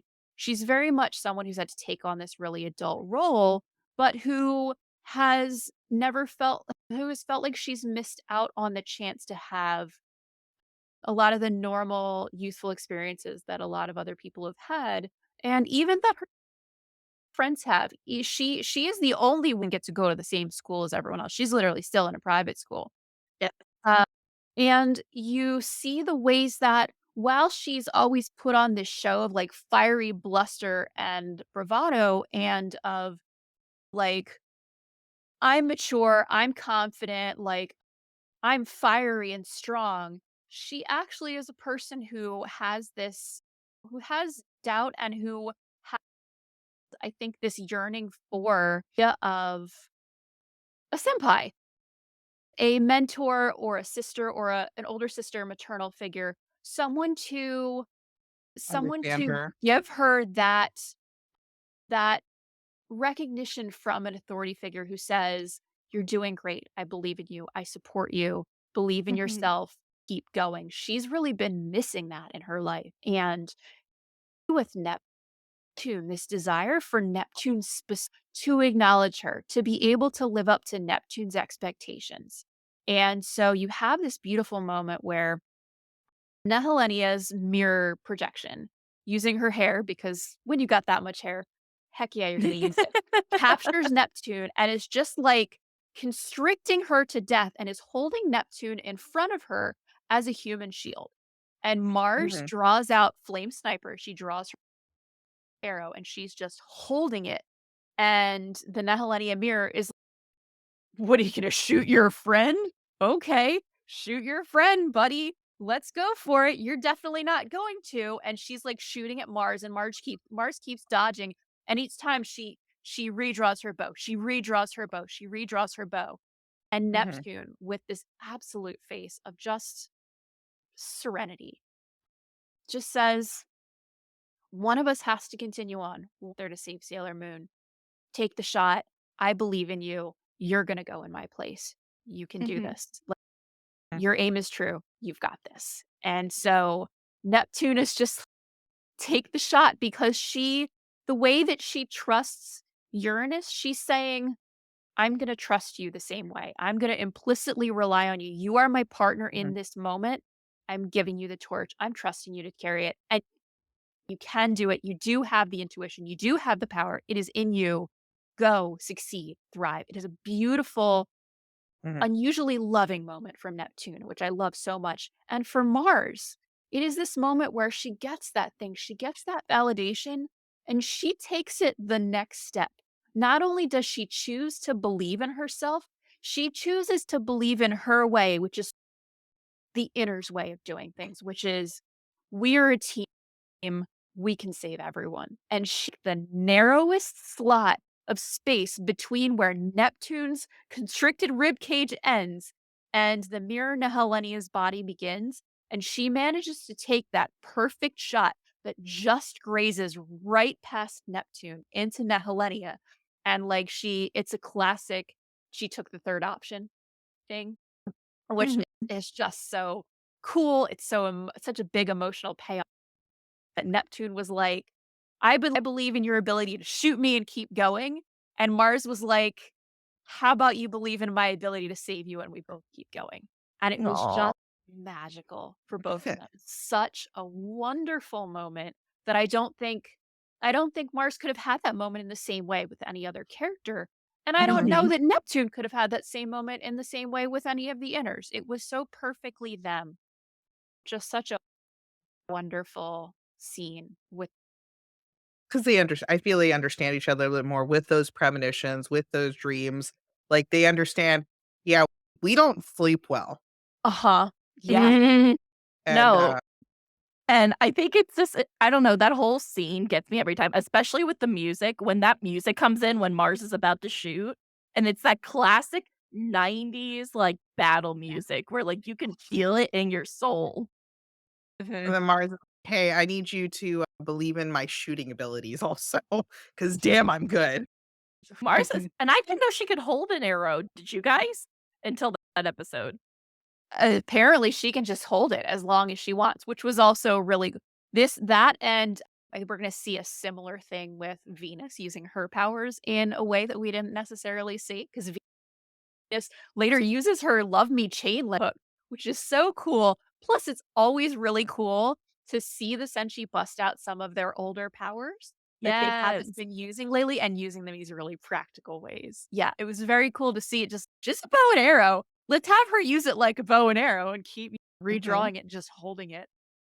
Oh my mhm. gosh, and then I also do love we see Ray be a bit of a goofy person because she's trying to Yes. act so cool to Neptune, "We're gonna go that way," and then she sees Neptune point in the opposite direction, and she just has this moment of, "Oh no. Oh no. Oh no." Yeah, oh, and then the moment where Ray is oh, her intuition is really evolved. She saw that thing coming. Maybe it's because of blah blah blah. And Neptune's I just will and she's can she read my mind? Yes, And and Ness is like, no, sweetie, you said that said out that loud. out loud. No, That's right. Every time the fact she said it out hilarious. loud gets me. Delightful moment. Yes, I love that Loki. Ray finally gets to be the little sister. Oh, Loki has requested validation. I am sending it through my screen to you. You are good enough. You are worthy. Believe in yourself because I believe in you. Stop it. I love I'm that. gonna cry for my wife. And let's talk about Neptune having enough trust in Mars. Mhm. Like, Neptune having that trust that no matter what, Mars can make the shot, like, there was 0 hesitation. She Mhm. made eye contact and was like, "You are going to do this." And I, like, have never she was getting me going, and I'm just like, "This is the character who never shows emotion. This is the character who never shows affection," except for Haruka, but that's always behind closed doors. So, it's Right. like, she like you said, it's the most motherly, which that's all remember, Ray never really had a mom growing up. Exactly. Yep. It's Like, and it's just this she's meeting Ray where she is. She's you need me to be outwardly expressive of emotion, so I will be outwardly expressive of emotion. I normally don't have to say these things to Haruka because we are so on the same page that implicitly in our minds we already know what's going on. We've already thought this through. We've made the same decisions. You need to say it out loud to you. I will say it out loud to you. This is the Mhm. mission. This is what we care about. I believe in you and you can do it. m'kay. Yes, totally, 100%, and oh, and I do love the look of the Nehelenia clone gives, like, she is shook when Mars shoots. Oh, yeah, and it's Mhm. oh god, so that's we will come back to we'll come back to the subject of people's eyes when we get to the finale of our different pairings when Sailor Moon finally makes it to the castle. But there's this motif of all of these people who are making decisions that don't make sense to her. And she doesn't understand why they're doing these things. And she keeps seeing the Mhm. looks in their eyes. And because they've had these moments, there are specific moments where they give her that look in her eyes of, I'm doing something stupid out of love and friendship. And I am completely confident in it. And Nehelenia is shook. Every gives her that look literally is shaking her world at its foundations. And so it Mhm. is the other reason that these episodes and these pair ups are so important in laying the foundation of ultimately what will be Nehelenia's redemption. 'Cause she's like, "Why would you sacrifice for a friend? I don't get it. Yeah, that's a Why not do you compute. care?" No, she's all about herself, and there she's all about herself, and that's been her downfall, is only been thinking about herself. Mhm. It's all she's ever had. is herself. No, and So I think it shows that she can't compute it with any of the scouts. mhm. All right. And then anything else on Ray and Michiru? Just I love them. They're two of the most stylish. Love them on screen together because they're like pretty to watch. I think I'm only mad because they do all that and they still lose. Same. So part of that is, frankly, Nehelenia in this arc is so strong that they couldn't have defeated her if she had not chosen to be defeated. Like, True. Mhm. she consistently, she is in her own kingdom where she has all the power. And if she had wanted to win in the end, she could have won. You're right. She just You're couldn't. Loki's She's killing really me. strong. Oh my gosh, Loki saying, "Why would you sacrifice for someone who's little more than an acquaintance?" Would you say they're acquaintances at that point? They I mean, the kind of, outers, yes. yeah, because they weren't in season 4 at all. Yeah, so they're just re-popping up. Yeah. This is very much them forging for the first time a team friendship between the inners and the outers. One which Mhm. unfortunately won't quite come to fruition in the way that they hope in Stars because Uranus and Neptune have their own plan, but but it could have. No, you're right. You're right. And Loki's right. The outers and inners weren't really friends. There was a lot of No. admiration, but Well, they have very different as Senshi. The inners are specifically the guardians of the Moon Princess. Their job is very, very internally focused. Their job is to protect Serenity. The outer's job is to protect the solar system from external threats. So they're outward facing. They're not also personal bodyguards of the prince. They are of the kingdom. They are standing at the wall, manning the parapets, as it were. And and so they're not used to being on a team with these people and doing a mission with people other than the people they were supposed to work with. And of the 4 outers, you've got Pluto, who also has a separate mission where she's just supposed to stand outside a door forever, and Saturn, who's supposed to just like maybe take a nap forever. Maybe she needs to destroy all of creation and remake it, and then hopefully take Exactly. another nap forever. So, really, the outers, in terms of this mission of protecting the solar system from these external threats, is mostly just Uranus and Neptune. yeah, Mhm. that's it. Being on a big team is new for them. It's not, this is not something that they're habituated to. Play wells with others was not on their resume. Yeah. That's optional. All right. Do we want to move on to our next pairing? Let's go. Sure. All right. Minako and Setsuna. Oh, this one I think gets to my heart in the deepest way because of what they've chosen to explore specifically with these two characters. With Minako and Setsuna, you have the character who is the most specifically a lonely loner who is alone. That's Setsuna. She literally has had the job of being devastatingly alone for a span of time that as humans we can't even conceive of experiencing that. How incredibly shaping that experience must be. And who really now has a relationship with other Senshi, much less is used to working as a team. She, of all of the characters, she in her way has been asked to most most evidently sacrifice everything Mhm. because Sailor Saturn, yeah, she's supposed to be asleep and then destroy the world and then asleep again. But theoretically, she slept through most of that.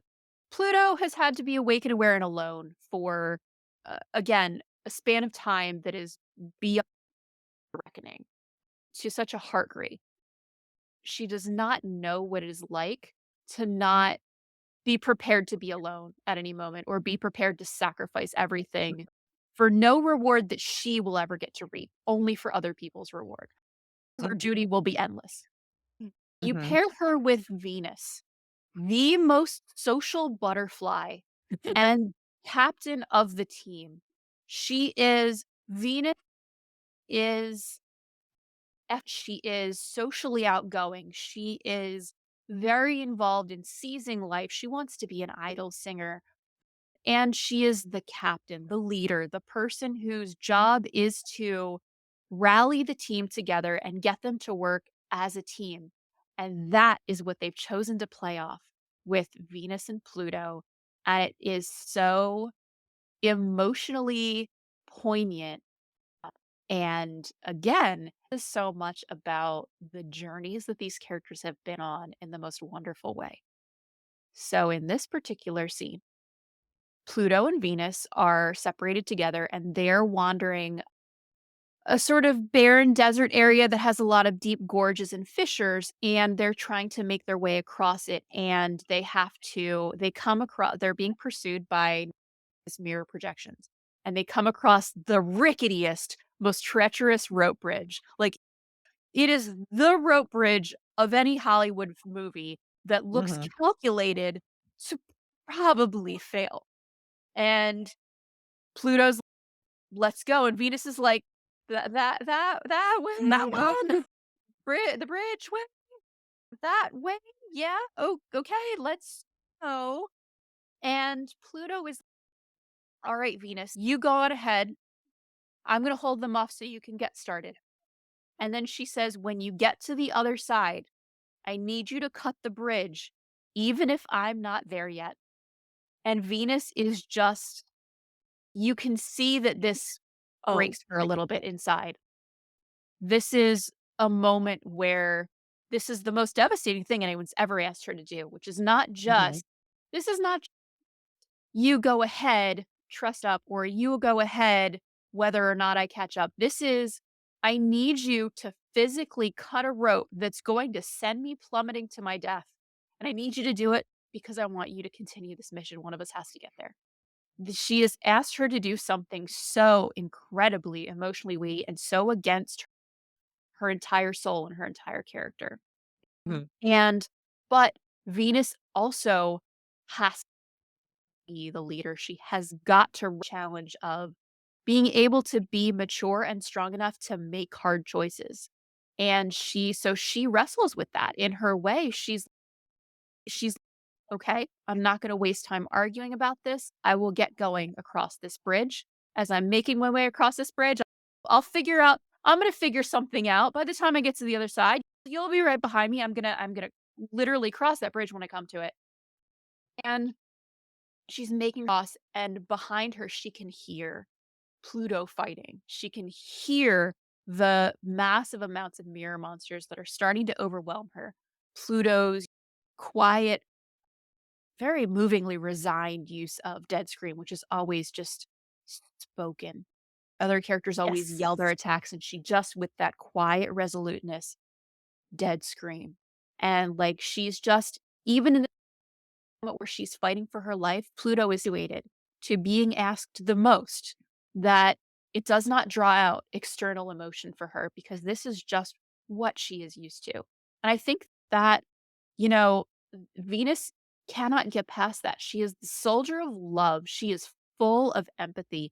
And you see that on display where it's just, she can feel Pluto's suffering behind her. And so she looks back and she sees Pluto being overwhelmed. And even though she's made it most of us the bridge now, she could finish it out and she could cut the rope and she could keep going, which is what Pluto wants her to do for Pluto's sake, because she loves Usagi and she wants to help Usagi, but she doesn't just love Usagi.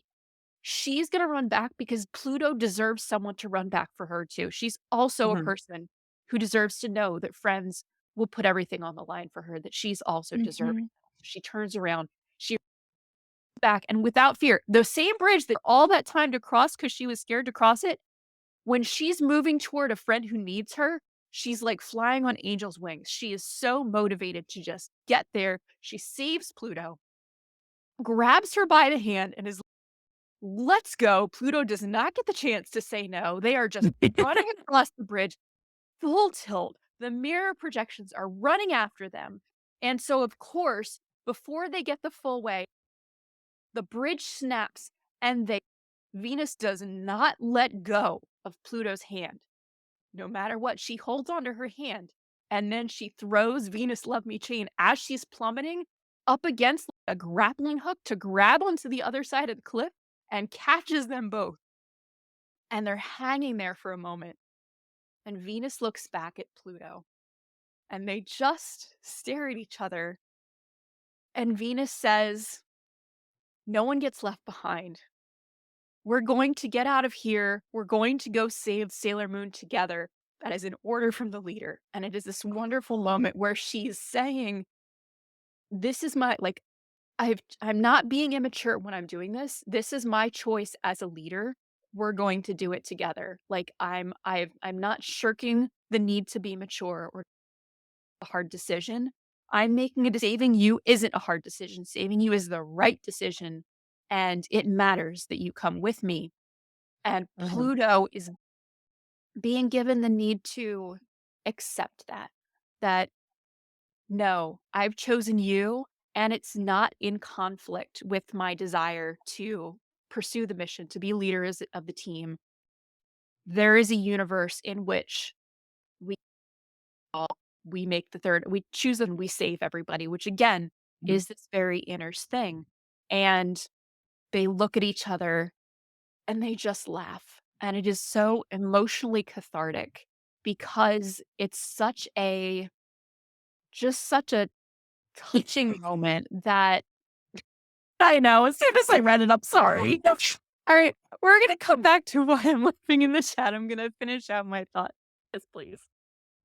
Moment because it is, again, you are really seeing where these characters have the journeys these characters have been on in the anime from the very first season to where they are now. From Venus coming in late as the leader of the Inners and like trying to assume that leadership role and keep them together and really make them into a team and really find a place of maturity in that, to Pluto going from having this committed duty to, okay, sometimes maybe I can help out, to, okay, maybe I'm part of this outers team who are like me, to maybe I have friends. Maybe I have a family with Hotaru and with my spouse-ish people. They're they've both, again, it's such a culmination of their journeys that in the most emotionally heart-wrenching way. And course, Nehelenia is at the top of the cliff, them off, she grabs the Love Me chain and dumps them off, and they also fall into a mirror because Nehelenia will always win in her own realm. But it was such a wonderful moment between these two. Genuinely, like, I tear up every time I watch that scene. It hits me every time. I could hear it in your voice as you were I talking about it. I was like, "Don't you dare cry." Like, I You get start again, crying, because I do think that this is one of the most emotionally driving moments because it is one of the moments where I think Sailor Moon as a series, one of the things that gets heavily focused on is the relationships that Usagi has with people. And she is the Mhm. main character. And so it makes sense that most of the relationships that are focused on are her relationships with people. We don't get too many moments where it is the relationships of the other people with each other that get to be emotional drivers of a scene. Obviously, Uranus at some of them because they specifically have a romantic relationship with each other that is defining Mhm. for them. But otherwise, you don't really see that a lot with any of the other characters between them. And so it is a Mhm. very Sailor Moon thematic moment that they would choose this power of friendship. But it is a very uncommon moment because it's not about Usagi. And I think that's part of why it sticks in the heart. Is it's so authentic and the fact that these are not just people who we think of as being loving to everyone, but really are only Usagi obsessed. They actually do have Mhm. this level of caring for the other people around them as well. And Mhm. we only get this in this 6-episode arc, really. Yes. Yes. Yes, which is a That their crime. scouts are like, "Oh, yeah, we do care about one another. We're here to save Usagi, however, we're all important." Mhm. It's it is one of the It reasons just the best. Just the best. And I do gotta say, I rewatched it in the new English dub. Fantastic. I really like the new Yeah. dub for this for this. This was great. Yeah. I think they did a great job with the dub. All right, now we got to get to that comment. Okay. So returning to the comment, I'll the read it out loud. Yeah. Loki says, "It's also a hell of a dick swing to flap 'This is an order' across Pluto's face because she hasn't really been in the team." No, it's fair. That's a fair point because Pluto's always been just like pushed to the side. And then Venus in this moment, because at first she was so out of character for me. She was so like, I don't know, this bridge is scary. I want to go home. And I'm like, Venus, you're the leader. Come on. And then all of a sudden, her just having that moment where she sees Pluto and then all of her fear is just gone. And Yep. she has such a singular focus to save her. I really do feel this was like her leadership awakening episode. We've made a comment about this before about Venus, and it kinda does the swing into more manga Venus where she needs to be the leader. And I feel the 90s anime because you see it right here where she's like, I don't know, blah, blah, blah. But manga Venus would have already been across that bridge. She'd been Yep. like, let's go. Yep. Let's go. We're chugging. She's a much more serious character. So I think like sometimes her swing that they sometimes get where she goes from like the 90s, that young teenage girl that they put into the 90s anime for Venus, and then her to wildly swing into like leader manga Venus. Sometimes you're like, ma'am, please. Yes, Yes. because it's wait, what version are you? Because you're not acting like I thought you were.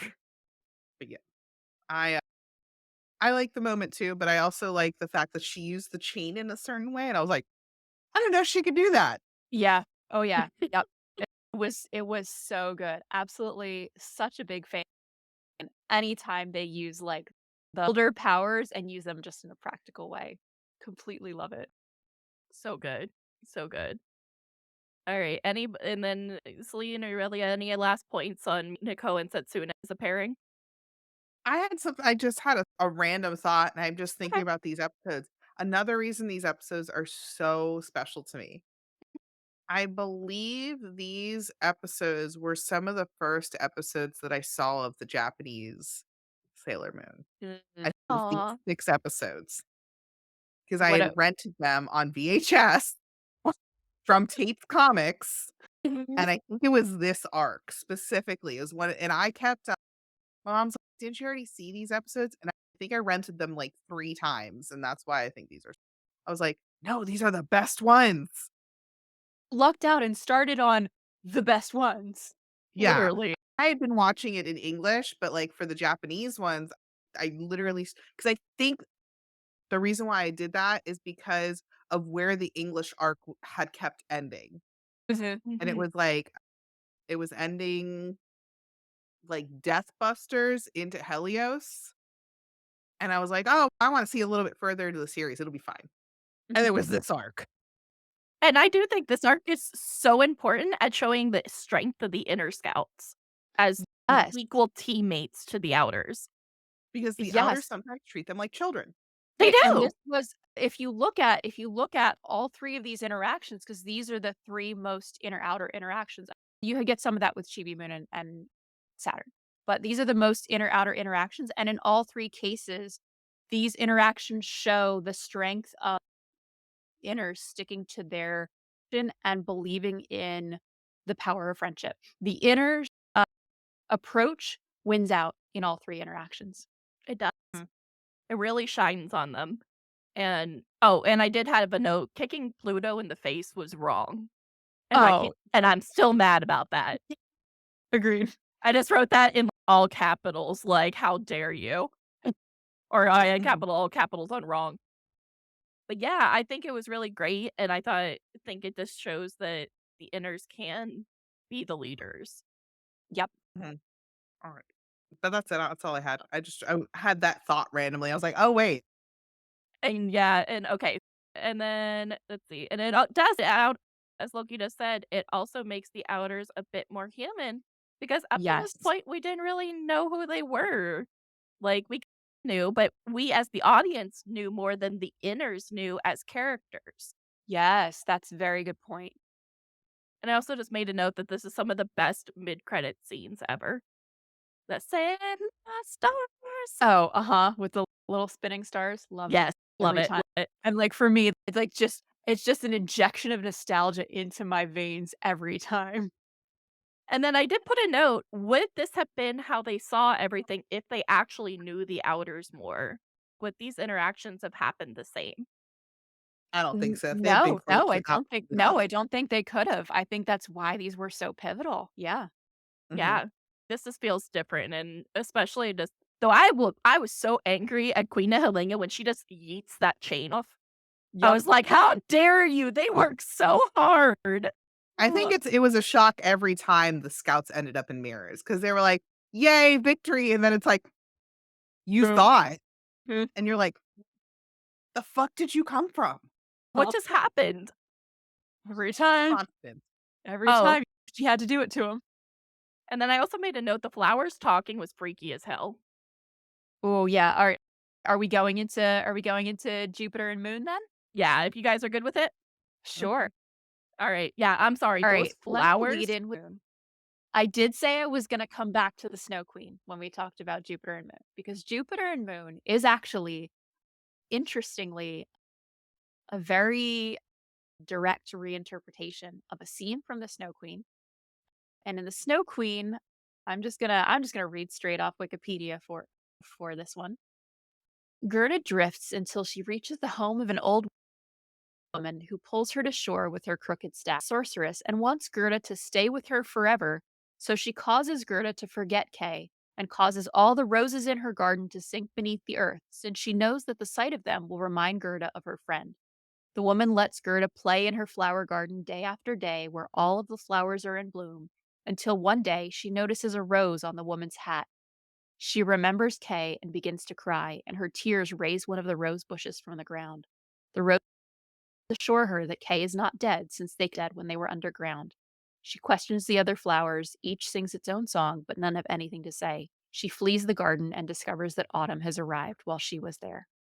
So, if you look at that is again exactly what we are seeing in our scene with Jupiter and Moon, where Moon goes into this garden and these flowers convince her to stay with them, and she forgets Mamoru. She forgets why she's there. And we have a scene which I do think is so worth us talking about between Jupiter and Nehelenia. And again, I love that we got this scene just between the two of them, because the entire scene occurs without Sailor Moon knowing that Mhm. Jupiter like was ever there. But Jupiter fights Nehelenia. And again, we'll come back to their conversation. But Jupiter falls to the ground, and as she's being pulled into a mirror out for Sailor Moon, trying to wake her up one last time, and one of her rose earrings has been knocked off her ear. And this is a thing that could only have happened with Jupiter with her rose earrings.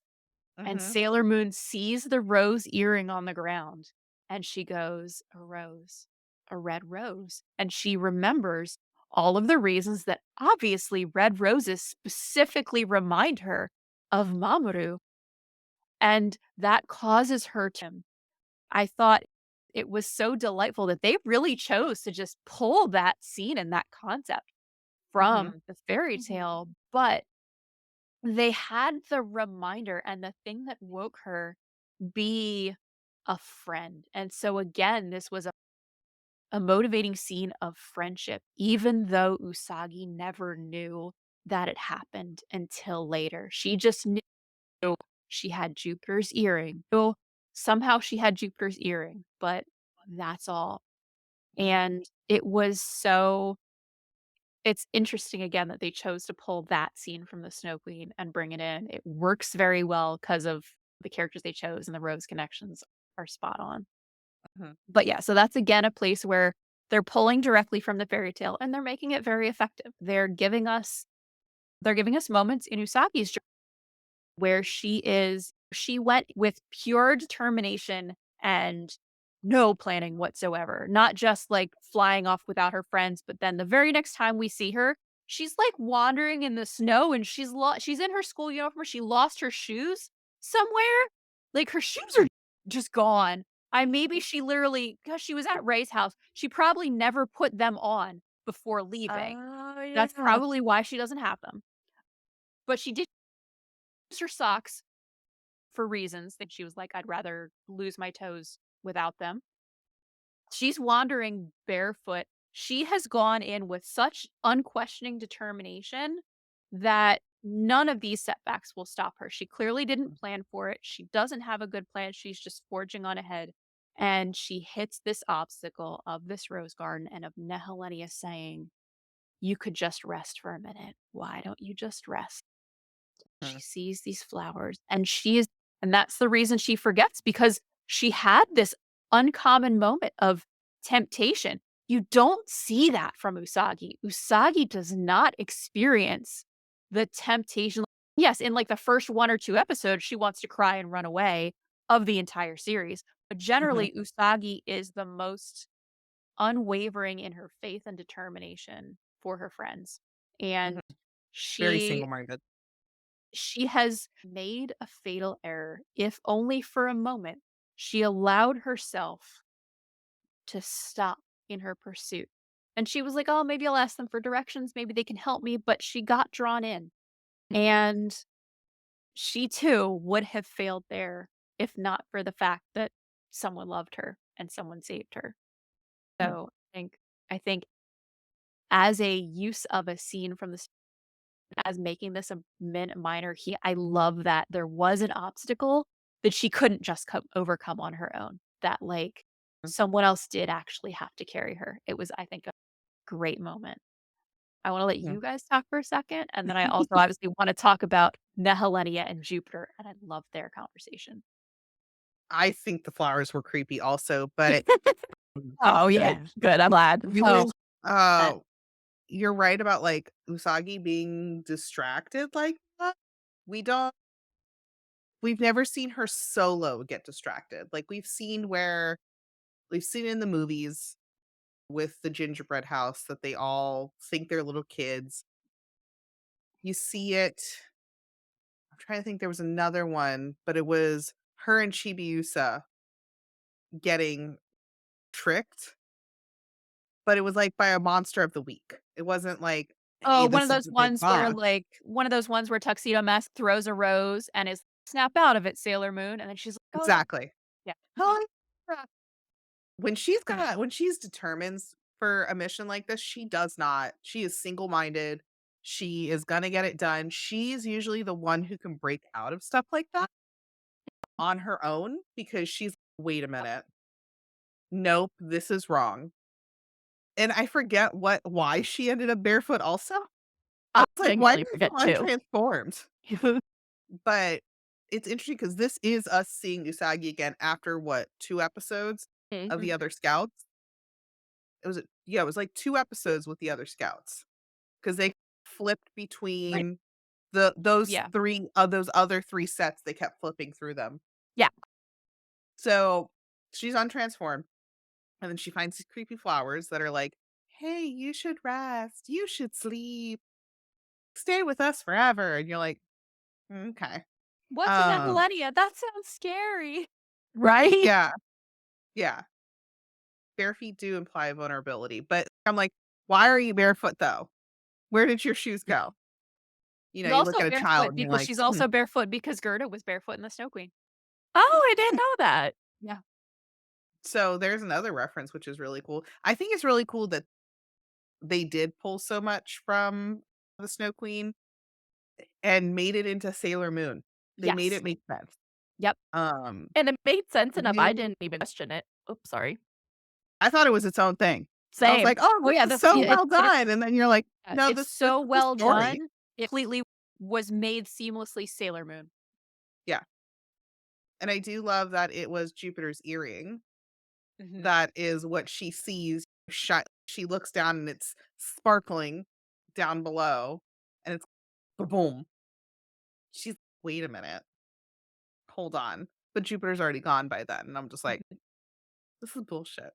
That also gets such a great payoff in the last episode after they've saved the world, where they're all, like, surrounded together and Sailor Moon goes, "Oh, Jupiter, here, you dropped this. Here, I picked this up, you dropped it along the way." And it's this moment of Jupiter gets to know that her being there made a difference. Like, that's Mhm, a moment that Jupiter gets, is knowing that her ear, which was only there because did what she did, is the reason that they all made it.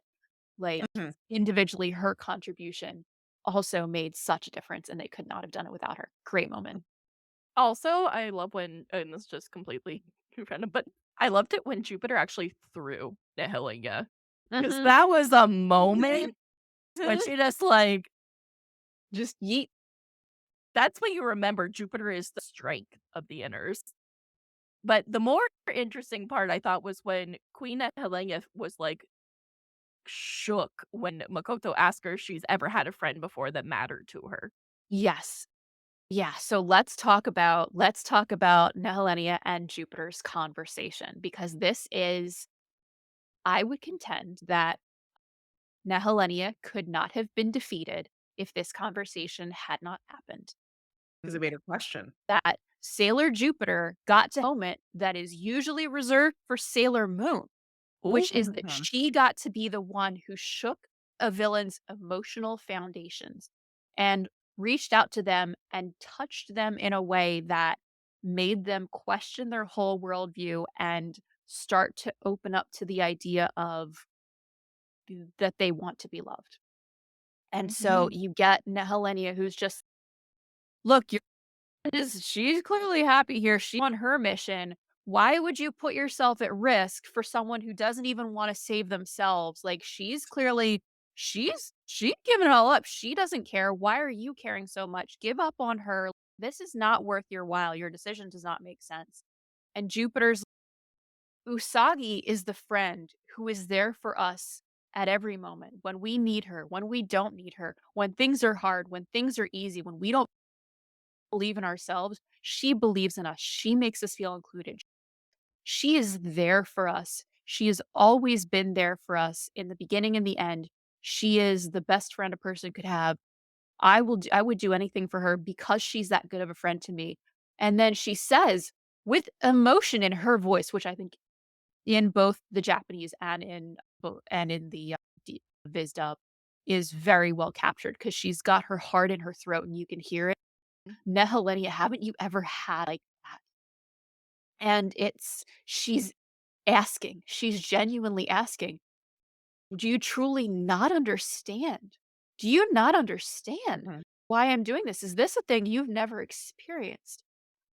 And then obviously Jupiter just after she's made every effort to just pummel Nehelenia into the ground, and it hasn't worked out because, again, she's in Nehelenia's nightmare realm power Yeah. there. All she's left to do is just wrap Usagi in her arms and take hits for her while Usagi is blissfully in her own world. That Mhm. does not stop Jupiter for a moment. She's just got her wrapped up. But Nehelenia, it is the moment when Nehelenia is the most driven to this explosive anger that isn't coming from it's the first time we see her have that level of anger that isn't being caused by herself. This is Mhm, Jupiter has Mm. shaken her so much that she just wants to rip Jupiter bone from bone. mhm. She She can't wants her to let bear. go. She Yes. wants to see her let go of that friend. Yep. But no, Mhm. you can't you're not gonna sit there and take all these attacks for another person. You're gonna let go eventually. She Mhm. needs her to, because her worldview is unbearable if if true friendship exists, but she can't have it, and Mhm, she's being denied it. It's mhm, much easier to accept the idea that actually true friendship doesn't exist. Everybody's selfish. If everybody's selfish, then she's felt alone and lonely all her life, but at least she couldn't have had any better. It's not because there was something wrong with her. It's just that's really the way people are. Everybody is Is selfish. this where we But it's start all seeing her flashback? I don't remember if we get a flashback from her at this point. It could have been No, re it's not. My notes, it comes after Chibiusa and Saturn. Okay. okay, got it. Yep. But this is this conversation with Jupiter. is the thing that shakes her, and I think is the thing that gets her to start to realize why all of this is, why every time it's devastating to her when she sees these looks in everybody's eyes, why this hurts her, and that that she's feeling hurt. This is where we start to see her emotionally cracking. And I think Mhm. it is such an amazing scene and so cool that they gave it just to Jupiter. Just Mhm. Jupiter gets to do it. And I think that is such a inner's moment, an inner approach that is working very well for them. And is again, you're seeing the progression of this character who I think she was the most overtly reached out to by Usagi of all the inners. Like they all were didn't have many friends until Usagi made friends with them, but that was directly Jupiter's storyline, was that she was a new kid at Mhm. school and Yeah. everyone was scared of her because she was tall and scary and strong. And Usagi was like, "Your lunch looks so okay, let's see it. Can we be friends?" And she was like, "You're not afraid of me?" And Sailor Moon in the most iconic line just goes, "Should I be?" Yeah. And like that And then changed she Jupiter eats the food forever. and we're best friends. She's like, "You Yeah. can cook." Yes. All other best friends have been fired. Now Jupiter is my best friend. So I think you see that Jupiter, like her relationship with Usagi was the most defined by Usagi being she had no friends. And Jupiter gets to be the friend even when Usagi doesn't even know that it's happening. She gets to do this thing for her so selflessly to protect her in all of the ways that she can with her body, with her love, like with her words. It is a wonderful culminating moment for Jupiter. Jupiter's never really had as much growing to do as some of the other characters because she starts at a very mature place. So she doesn't have a lot of the same self-doubts that the other characters do. Her growth is more getting over a bad relationship, but she really gets to show how valuable her maturity and her heart is here, and I think it's just such a great scene for her. And I also was just thinking because there's the one episodes earlier, I think it's still in R for them. And you have it was the Jupiter, who was she dating? It was it she had a date with someone and it was getting it was her, I think it was her Starseed episode or something. Not her Starseed. Was it her mirror episode? Was it? I think We it Oh, all it was might have been. Tiger's Eye? was it Tiger's Eye?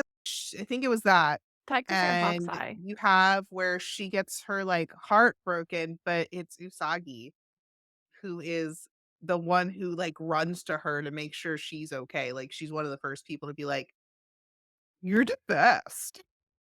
You don't need no man." Uh-huh. And so I had a flashback of that, like how tied Jupiter is to Usagi. Yep. That Usagi has never judged her for being too tall, for being too strong, that she sees how gentle Makoto is Mhm. and how gentle of a heart she has, and that's all Makoto has ever wanted. She Yes. wants someone to see her as cute. She wants to be the, like, tiny, petite, kawaii. Yeah, literally said, "I'm keeping." Yeah. Yeah. That's what Femme Makoto girly wants. girl. He wants to be cute and girly and all these things, and Usagi has always said, "So do it. Yes. Yeah. Yep. You are this." Like, she encourages, like, the cooking, the baking, her gardening that she loves to do. She's always, "No, you're cute, damn it." She's Yes. that Usagi's always like that, "Damn it, you're cute." I Yes. believe in that. So, I think that's even more I think Makoto, not only because of the rose earrings, I think Makoto was the best scout for that because while Usagi is close with everyone, it's Makoto that she validates the most. Yes. Yep. Yes. Out of all of the inners, Makoto is the one most validated by Usagi because she's, "Oh, I am not I can be cute. I can be gentle. I'm not a giant. I'm not scary." Because if this bun-haired girl can be like, "I'm so scared of you? Give me that sandwich." It So I just think shows that is really the best. Well, that's why she is the best out of all the scouts. Even, like, when you see her in the manga. Even in the manga, Usagi is very much a validation for Jupiter. Yeah. No, I thought it was a really touching scene. I love that we got that interaction because we don't get a lot of one-on-one scout interaction. Oh, They're sold as a set. All right, and then do you guys have any other points you wanna make on Makoto and Usagi? I'm good. So shall we move on to Saturn and Chibi? Yes. I love them Yeah. so much. Holy crap. I love them. Like, together, they're just, like, the cutest thing. Like, they actually make me okay with a sequel starring them, if this is what we get. If this would be what we got, it would be very sweet and I would enjoy it very much.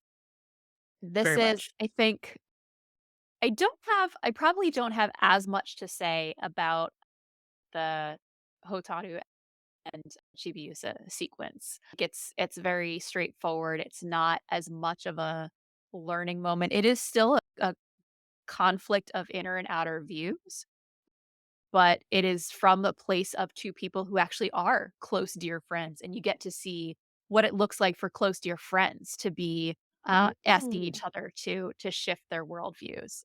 Yeah.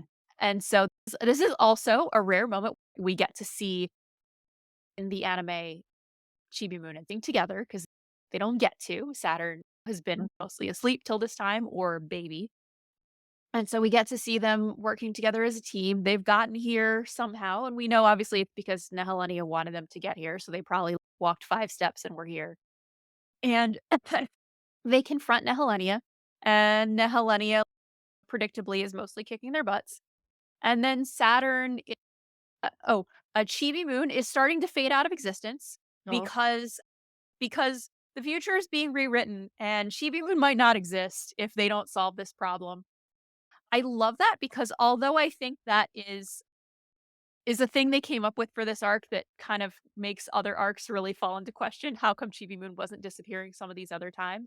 You could say it's because this is the one time that Nahilenia really could have won. Like she really could have won. And maybe that's why I've changed the arc of history. But Chibi Moon is starting to like fade out and die. And Saturn's there's too much at stake. I believe in our princess. I believe in this future. Uh, I can destroy you right here. I can just use my power to do that. I can destroy you right here. And Nehelenia is you won't do that. Oh, I'm frozen again. I have to wait. Am I unfrozen? yeah, yeah, no, yes, no. Yes. No. All right. Uh, Is it I me? We I can can hear see you. you. I can see you. Okay. Cool. At this point, Saturn's like, I can just destroy you. And Nehelenia's like, you're not going to do that. That would be a terrible decision on your part because that power is a double-edged sword. You destroy yourself too. Why would you just die? Choose to die. That's ridiculous. And Saturn again looks at her with those eyes. It's another those eyes moment. And she's just silence glaive surprise, mofo. And she's just she drops it. And like we see Usagi, who's in the middle of crawling through a thorny vine bridge, getting absolutely wrecked by vines, see the Let me tell explosion you, that coming was from the the most building. excruciating thing to watch Oh, it because the really fact that hurt. she's barefoot actually gives me, like, Ugh. the Mhm. heebie-jeebies. Yep. Oh yeah, like you feel it and you're like, and she's Like, just going. you're like, "Oh, They no, the don't do that." sound effect of the vines rustling as she spreads them apart, yeah, it was very visceral. So she sees the explosion from outside, and we hear the explosion. The floor has cracked underneath the weight of Saturn's power that she has been about to drop. And what is Chibi Moon, who's like barely on her feet. Like, this is she barely has the strength to stand and to hold herself corporeal to do this. Puts a hand under Saturn's arm and she stops her and she says, "Don't do it. Believe in Sailor Moon. Like, she's going to save us all." Mhm, You like it is again a beautiful moment of this inner's mentality of believe in the power of love to save us all and take a chance. I know that you are ready for the ultimate sacrifice, but I need you to be ready to be even braver than that. And even if it means watching me die here.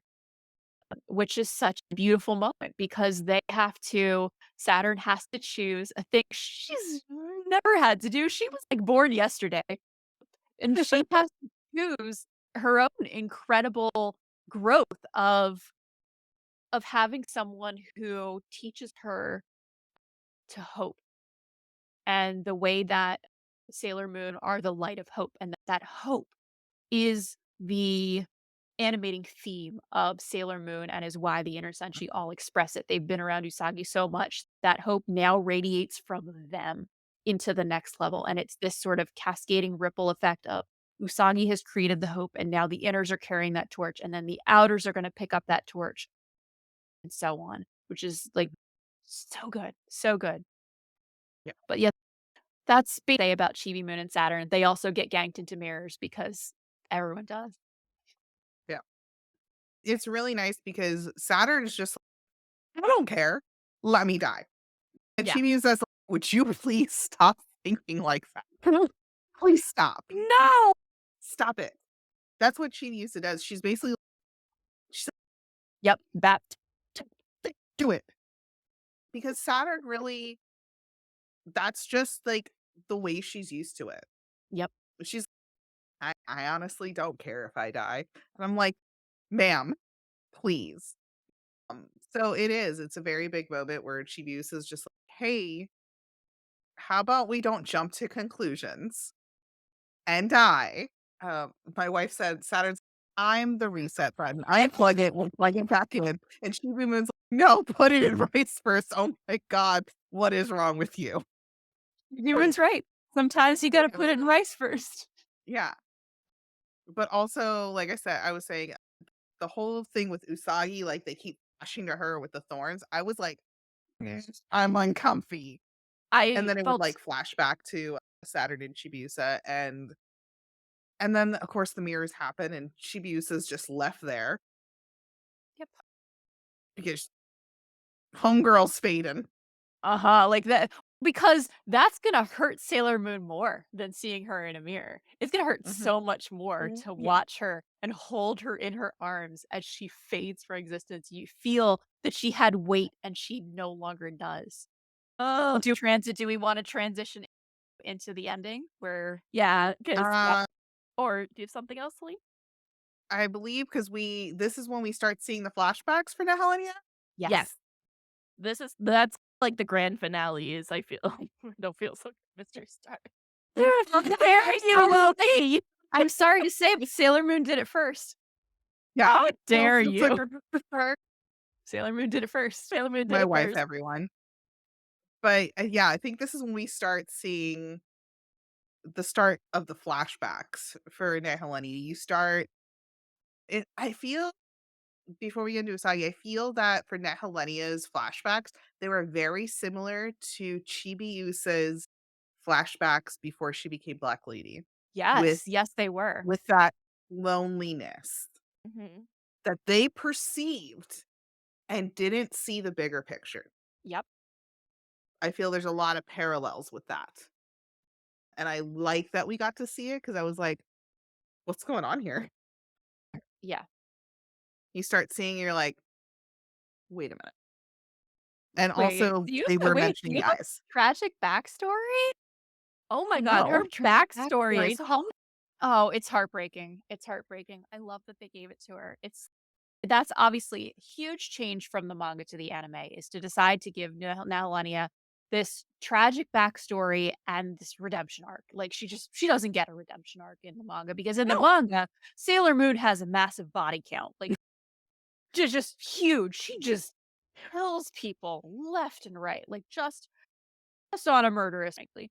I Mhm. joke. I say it with love. Obviously, I understand the context. They had it coming. And I do appreciate that they're willing to have a female that Sailor Moon the manga is a female hero who is like, oh, the power of love and friendship, but also is willing to like kill some bad guys. It doesn't. I think there is something Mhm. to be said for the fact that let Sailor Moon do a murder. It's okay. I think that's Mhm. empowering in its own way. But I also like even more of a classic all girl stories have to have redemption and love and friendship. I don't care. I love the love and friendship in Sailor Moon, and I love it so much in Nehelenia's arc because I think that all the redemptions that get included in the anime are something that the anime does so well and that make the anime so powerful. Definitely gets the best redemption. Ugh, Hands Oh, it's down. you get 11 you out of get to 10. Hands down. discover that she, as far as she knew, was in this isolated position of being a queen, but couldn't find a single friend in the world and thought she was just alone and terrified because she was alone from childhood. As far as we can tell, she was a queen as a child, so her parents were dead. So obviously she didn't have parental support like Chibi Moon had. She was on her own for a very long time and was terrifying for her. And she in that vault, like obviously the seed of chaos in the form of the mirror finds her and is, don't worry, I'm a nice mirror. I'll be your friend. I'm you, but you that loves you. Hmm. And so I'll keep you young forever yeah, because that's so all you are is beauty. yep. So she was found she was corrupted as a child, and I think it's hard not to have sympathy for anytime someone is a child who gets evil. What were they supposed to do? Kids don't know better. It's hard for a kid. And so I think obviously that's so compelling to see that like she's this way because evil found her when she was tiny and she was alone and it twisted her. And she's been trying to find ways to fill the hole that chaos creates in her. And Mm, Sailor Moon is this reflection of everything that she doesn't have, everything that gives her every day. And that she tells Sailor Moon her story because she's in so much pain that it's pouring out of her. She has to tell Sailor Moon. And Sailor Moon hears her story and she cries for her. And all of the Senshi in their mirrors also cry for her. And Sailor Moon says, "Look, you've been really hard. I get that you need to take your revenge out on someone, but you can just take it all out on me. You can kill me, you can do whatever you need to do. I understand. Do what you need to do. But please let my friends go because they will understand and they will be your friend. They will know that you were alone. They will be friends with you." Which is it is insane because obviously they know they wouldn't be able to get over the fact that you killed they would have compassion for you, but you did kill their friend. But it is mhm. insane in the way that only Usagi is insane. Like it is this incredible I know they love me enough that they would find a way to do it. They would find a way to be your friend. And so she sees in Sailor Moon those eyes that are full of empathy and love and compassion and hope. And Mhm. she says, "Don't look at me with those eyes. Why look at me with those eyes?" And we flash to all of the eyes of all of the Senshi that she has seen over the last 3 episodes as she's put them through hell and tried to get them to swerve from their course in any way that she could. And every time they looked at her with emotions in their eyes that she couldn't understand and was Mhm. afraid to recognize. She couldn't bear to see it because it was frightening for her because she didn't want to believe that kind of love existed. And she sees it and it's pointed at her.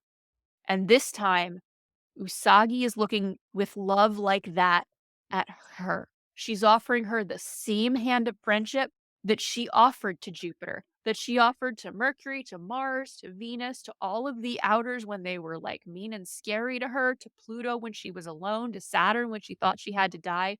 The same love that she reached out to all of them with, that's the love she reaches out to Nehelenia with.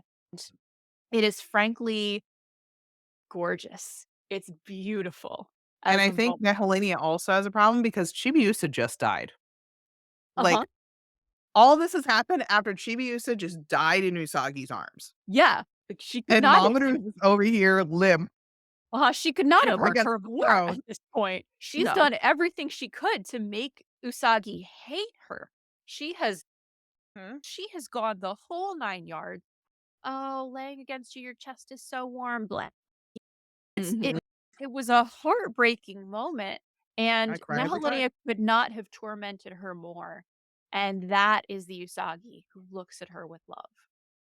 And Mhm. it is so beautiful and powerful and such a message that if you are willing to try and be better, you too can have redemption. It's not just that all evil people need to be destroyed because they're evil and evil needs to die. Like, Bless eh, you. they chose to make Nehelenia a person and then to offer her forgiveness. And what they offer her is to start over. We'll send you back to when you were a child. Do it all over again. Now with the knowledge that people can love and would be willing to love you if you're brave and you take a chance and all Nehelenia has to do is be brave enough to open herself up to being healed. Mhm. And it's just they heal her together. It's not just Sailor Moon doing it by herself. Nehelenia's resolve weakens, which is why all the mirrors crack and all the senshi fall out.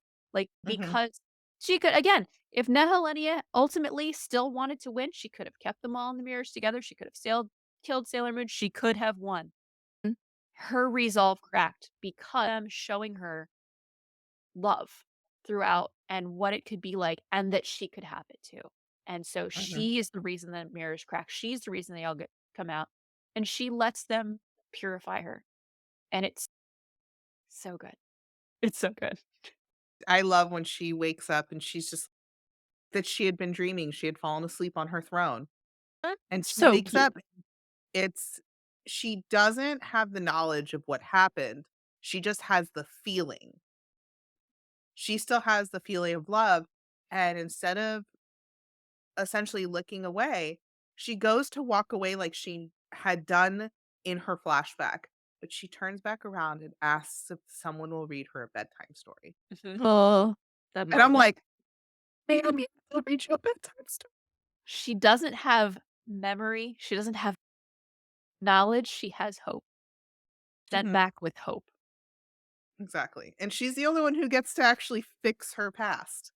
She's the Yes. only one who gets a not only a healing, but she gets to do it over, and I'm just change some timelines, like, what Yeah, the Might as you gotta just let the timeline wackiness go because this is the only time when we've seen the idea that can change time, as it were, the idea of Yeah, like, "Oh, Chibi-Moon might die if we change the course of the future."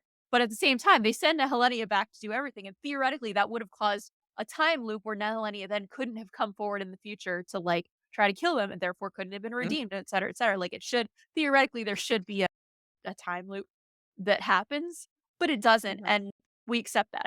I think the Chibi-Usa is going to disappear thing is the only thing that into question 'cause, a lot of times mhm. by now, and it's been fine. no, and then Loki brought up something I actually wanted to bring up. So Loki said the daughter arguably repairing the sins of the mother since Nehelenia is the dark side of the moon. Why Mama Serenity not check in the fuck with with the child queen? Hello, bestie. I'm Yeah, sorry, my Yeah, cactus I left. get it. yeah, Serenity and Nehelenia is we should have a section about Serenity and Nehelenia because we could We have. did. I Uh, didn't think we'd have time. We it's are actually over time and we're we still not done. we I are know. over time. We are over time.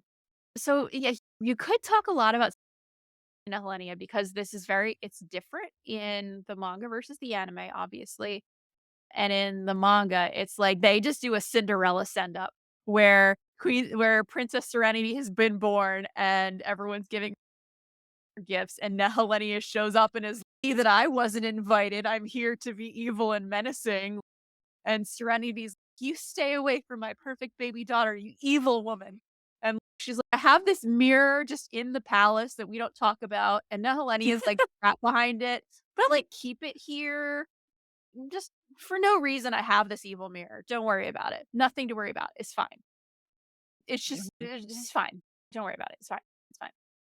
We don't talk about the mirror. And so, yeah, Queen Serenity's frequently undercharacterized, but has made some choices, kind of things.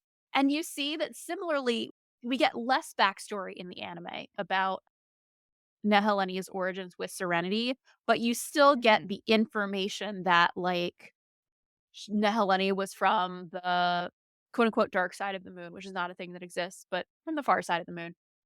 And she ends to like, yo, back off and like seals her in the mirror and yada. And so she's always had this grudge against the light of the The white moon and moon. how, yeah, the white moon gets to live all these great lives and blah, blah, blah. And she's locked in a mirror. No, and for me, it was interesting because technically, Nehelenia is a child ruler with no friend, but isn't this similar to how the other Sailor Scouts were? Like, we do see them as children as well, but they get brought, at least the inners, to the Moon Kingdom.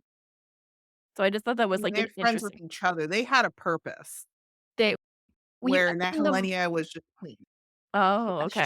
she didn't have presumably she doesn't have a shining star seed of a planet. Therefore, she doesn't get help, I guess. She's just a child on her own. But yeah, we even see in the manga, we see Pluto with Queen Serenity. And he's like, hello, small child. This is your job. You're gonna stand at the door of time forever. You're not allowed to leave. You're not allowed to affect the course of time, and you're never allowed to stop time, because that'll probably kill you.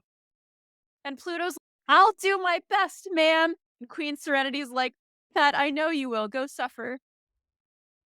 Oh, like, ew, Child. She's a child.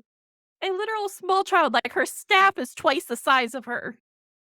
Alright, I and then believe, though, they make an indication that the reason why she has to stand at the door is because of who her father is, though.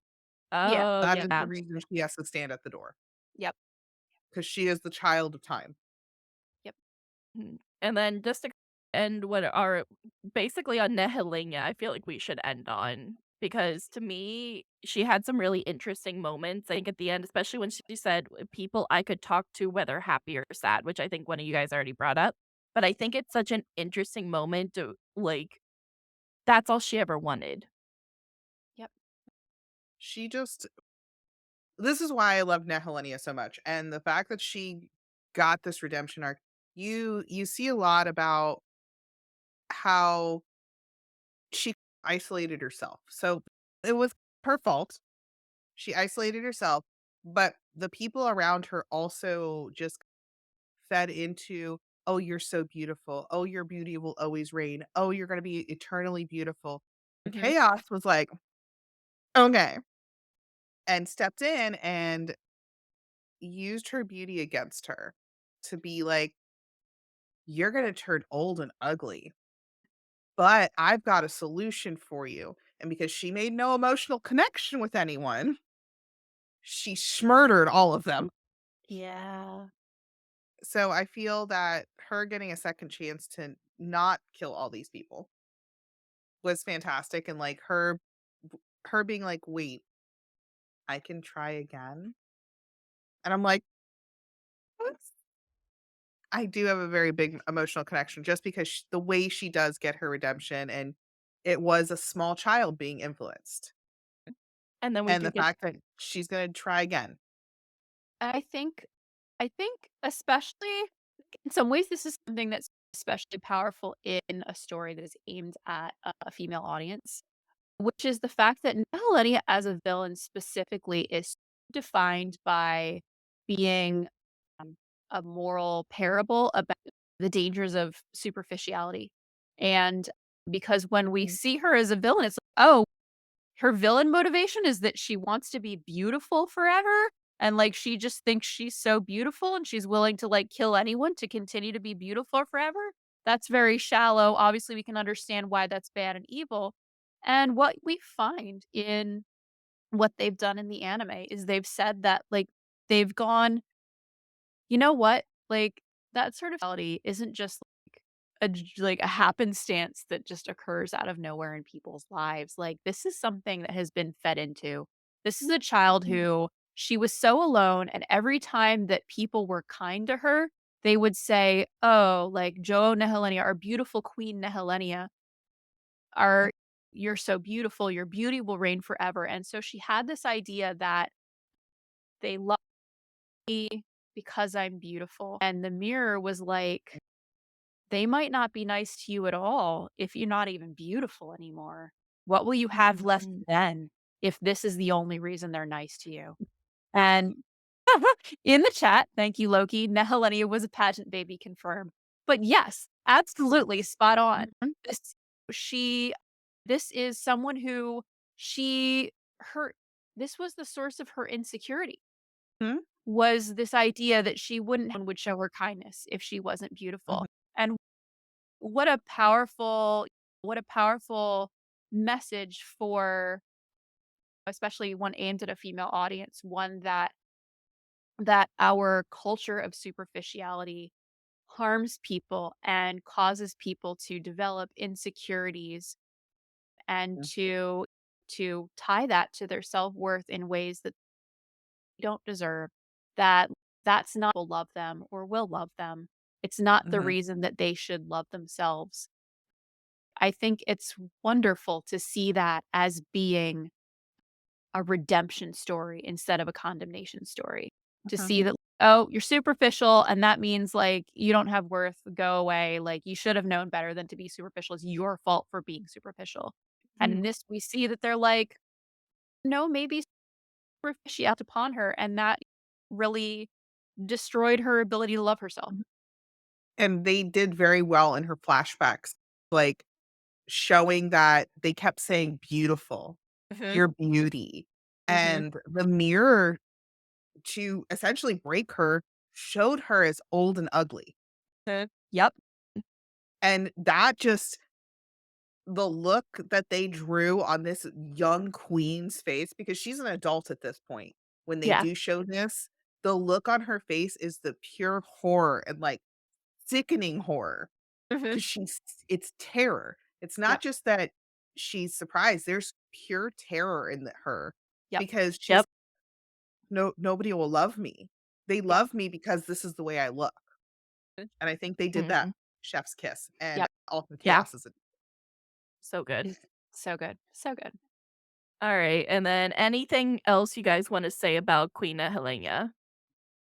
She's great. She's flawless. She is beautiful, by the way. She is. It's true. She gorgeous.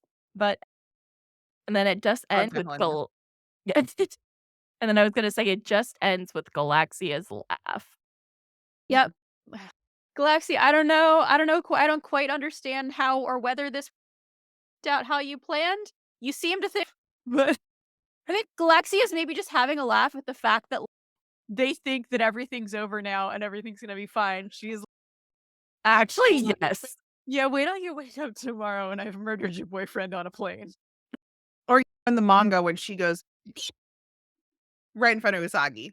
Mamo had a bad week. Yeah. It's not. It's oh, All right. Anything else before we end the episode? that's all I got. I I think mean, that I was could great. talk about Nehelenia all day and Same. how she Same. deserved more and that her arc is so underrated, and please give us more merch. This is getting ridiculous. She deserves Please, her we own beg. episode. We Ye beg. We beg. Give I us got more. one more. I have not, you know who I haven't seen do anything for Nehelenia? Hot Topic didn't do anything. But Yeah. there's Galaxia shirts. Uh-huh. What? Yep. I have it. I have the Anima Mates with Galaxia, but there's no Nehelenia shirt. Nope. What is with them and not making anything of her? No, I don't know, and I would love to actually delve deeper into that. I'm like, is there some licensing issue with Nehelenia? What is going on? Maybe for our merchandise I don't know. episode. Our girl gets shafted. It's wretched. Step on me, mommy. Especially Loki, when that's I'm coming. Nehelenia because I'm 6'3", 6'2", 6'3".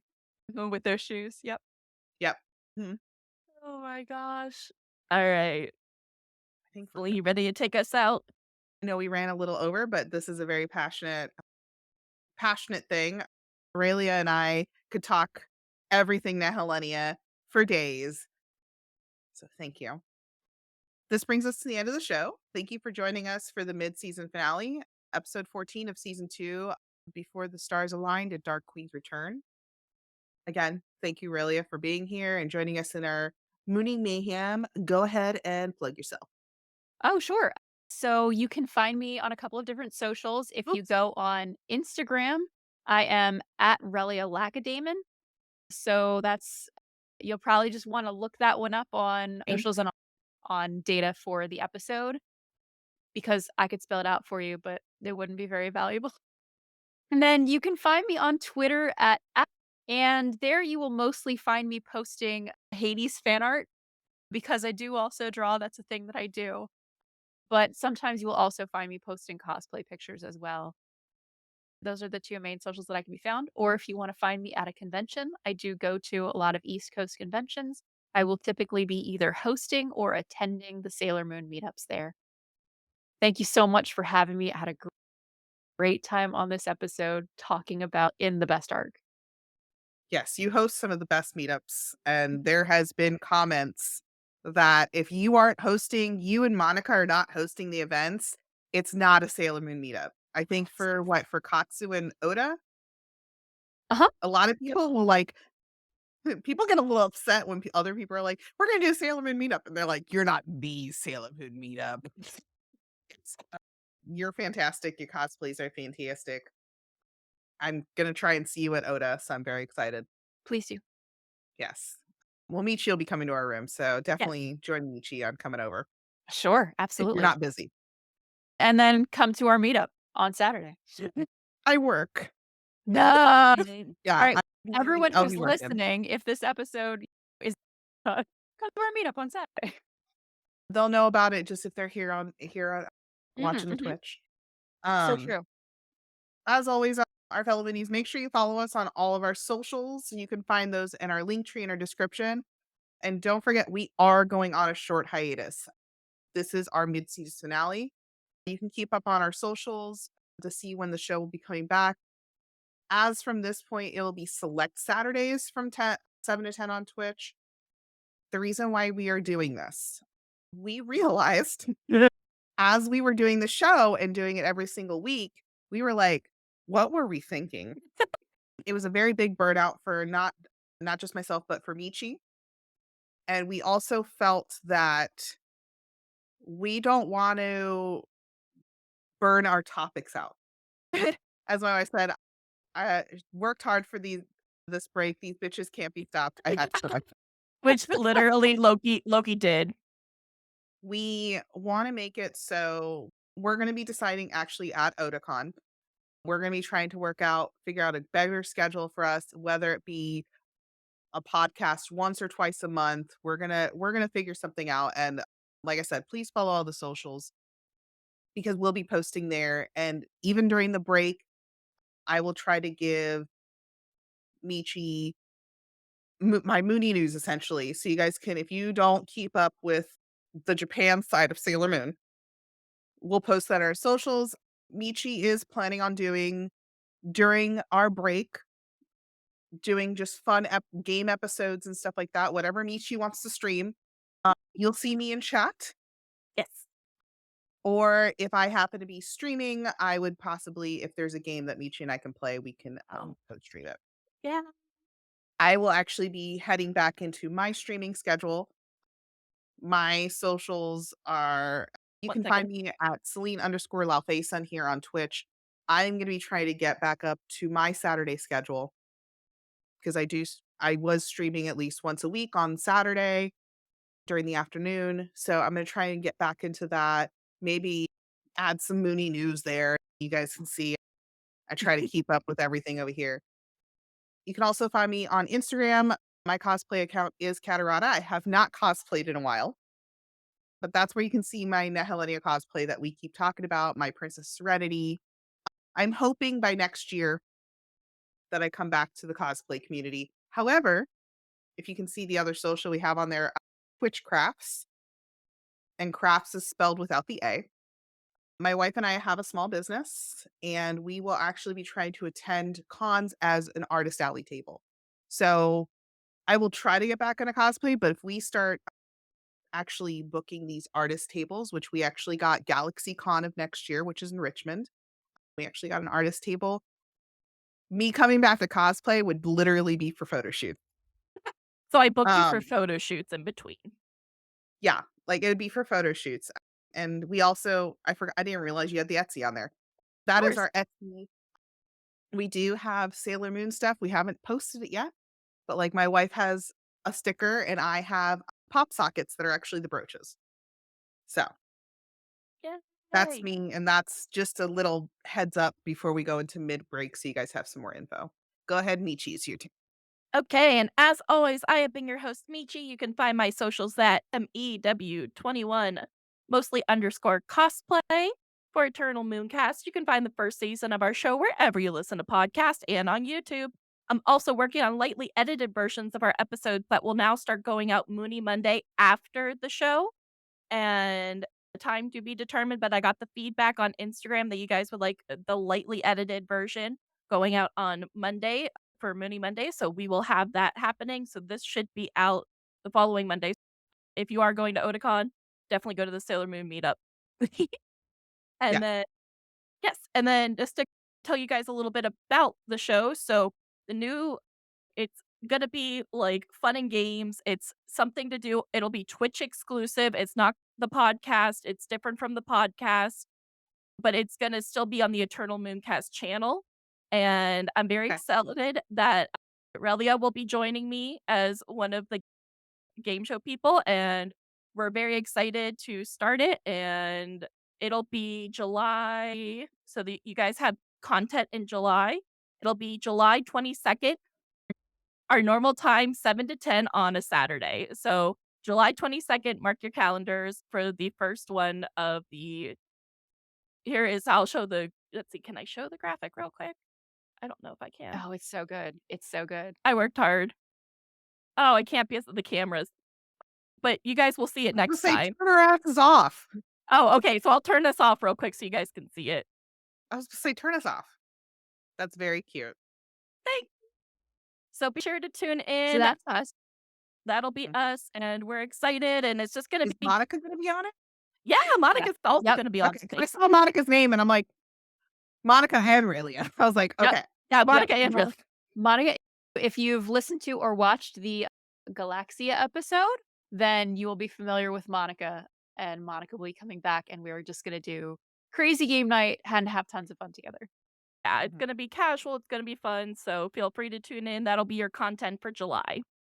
Because otherwise, we are on a official break for the podcast for Mhm. July. And if we do another summer party, you know what we need to do? Huh. We all need to get Uno and just destroy everybody's friendship with one another. Yes.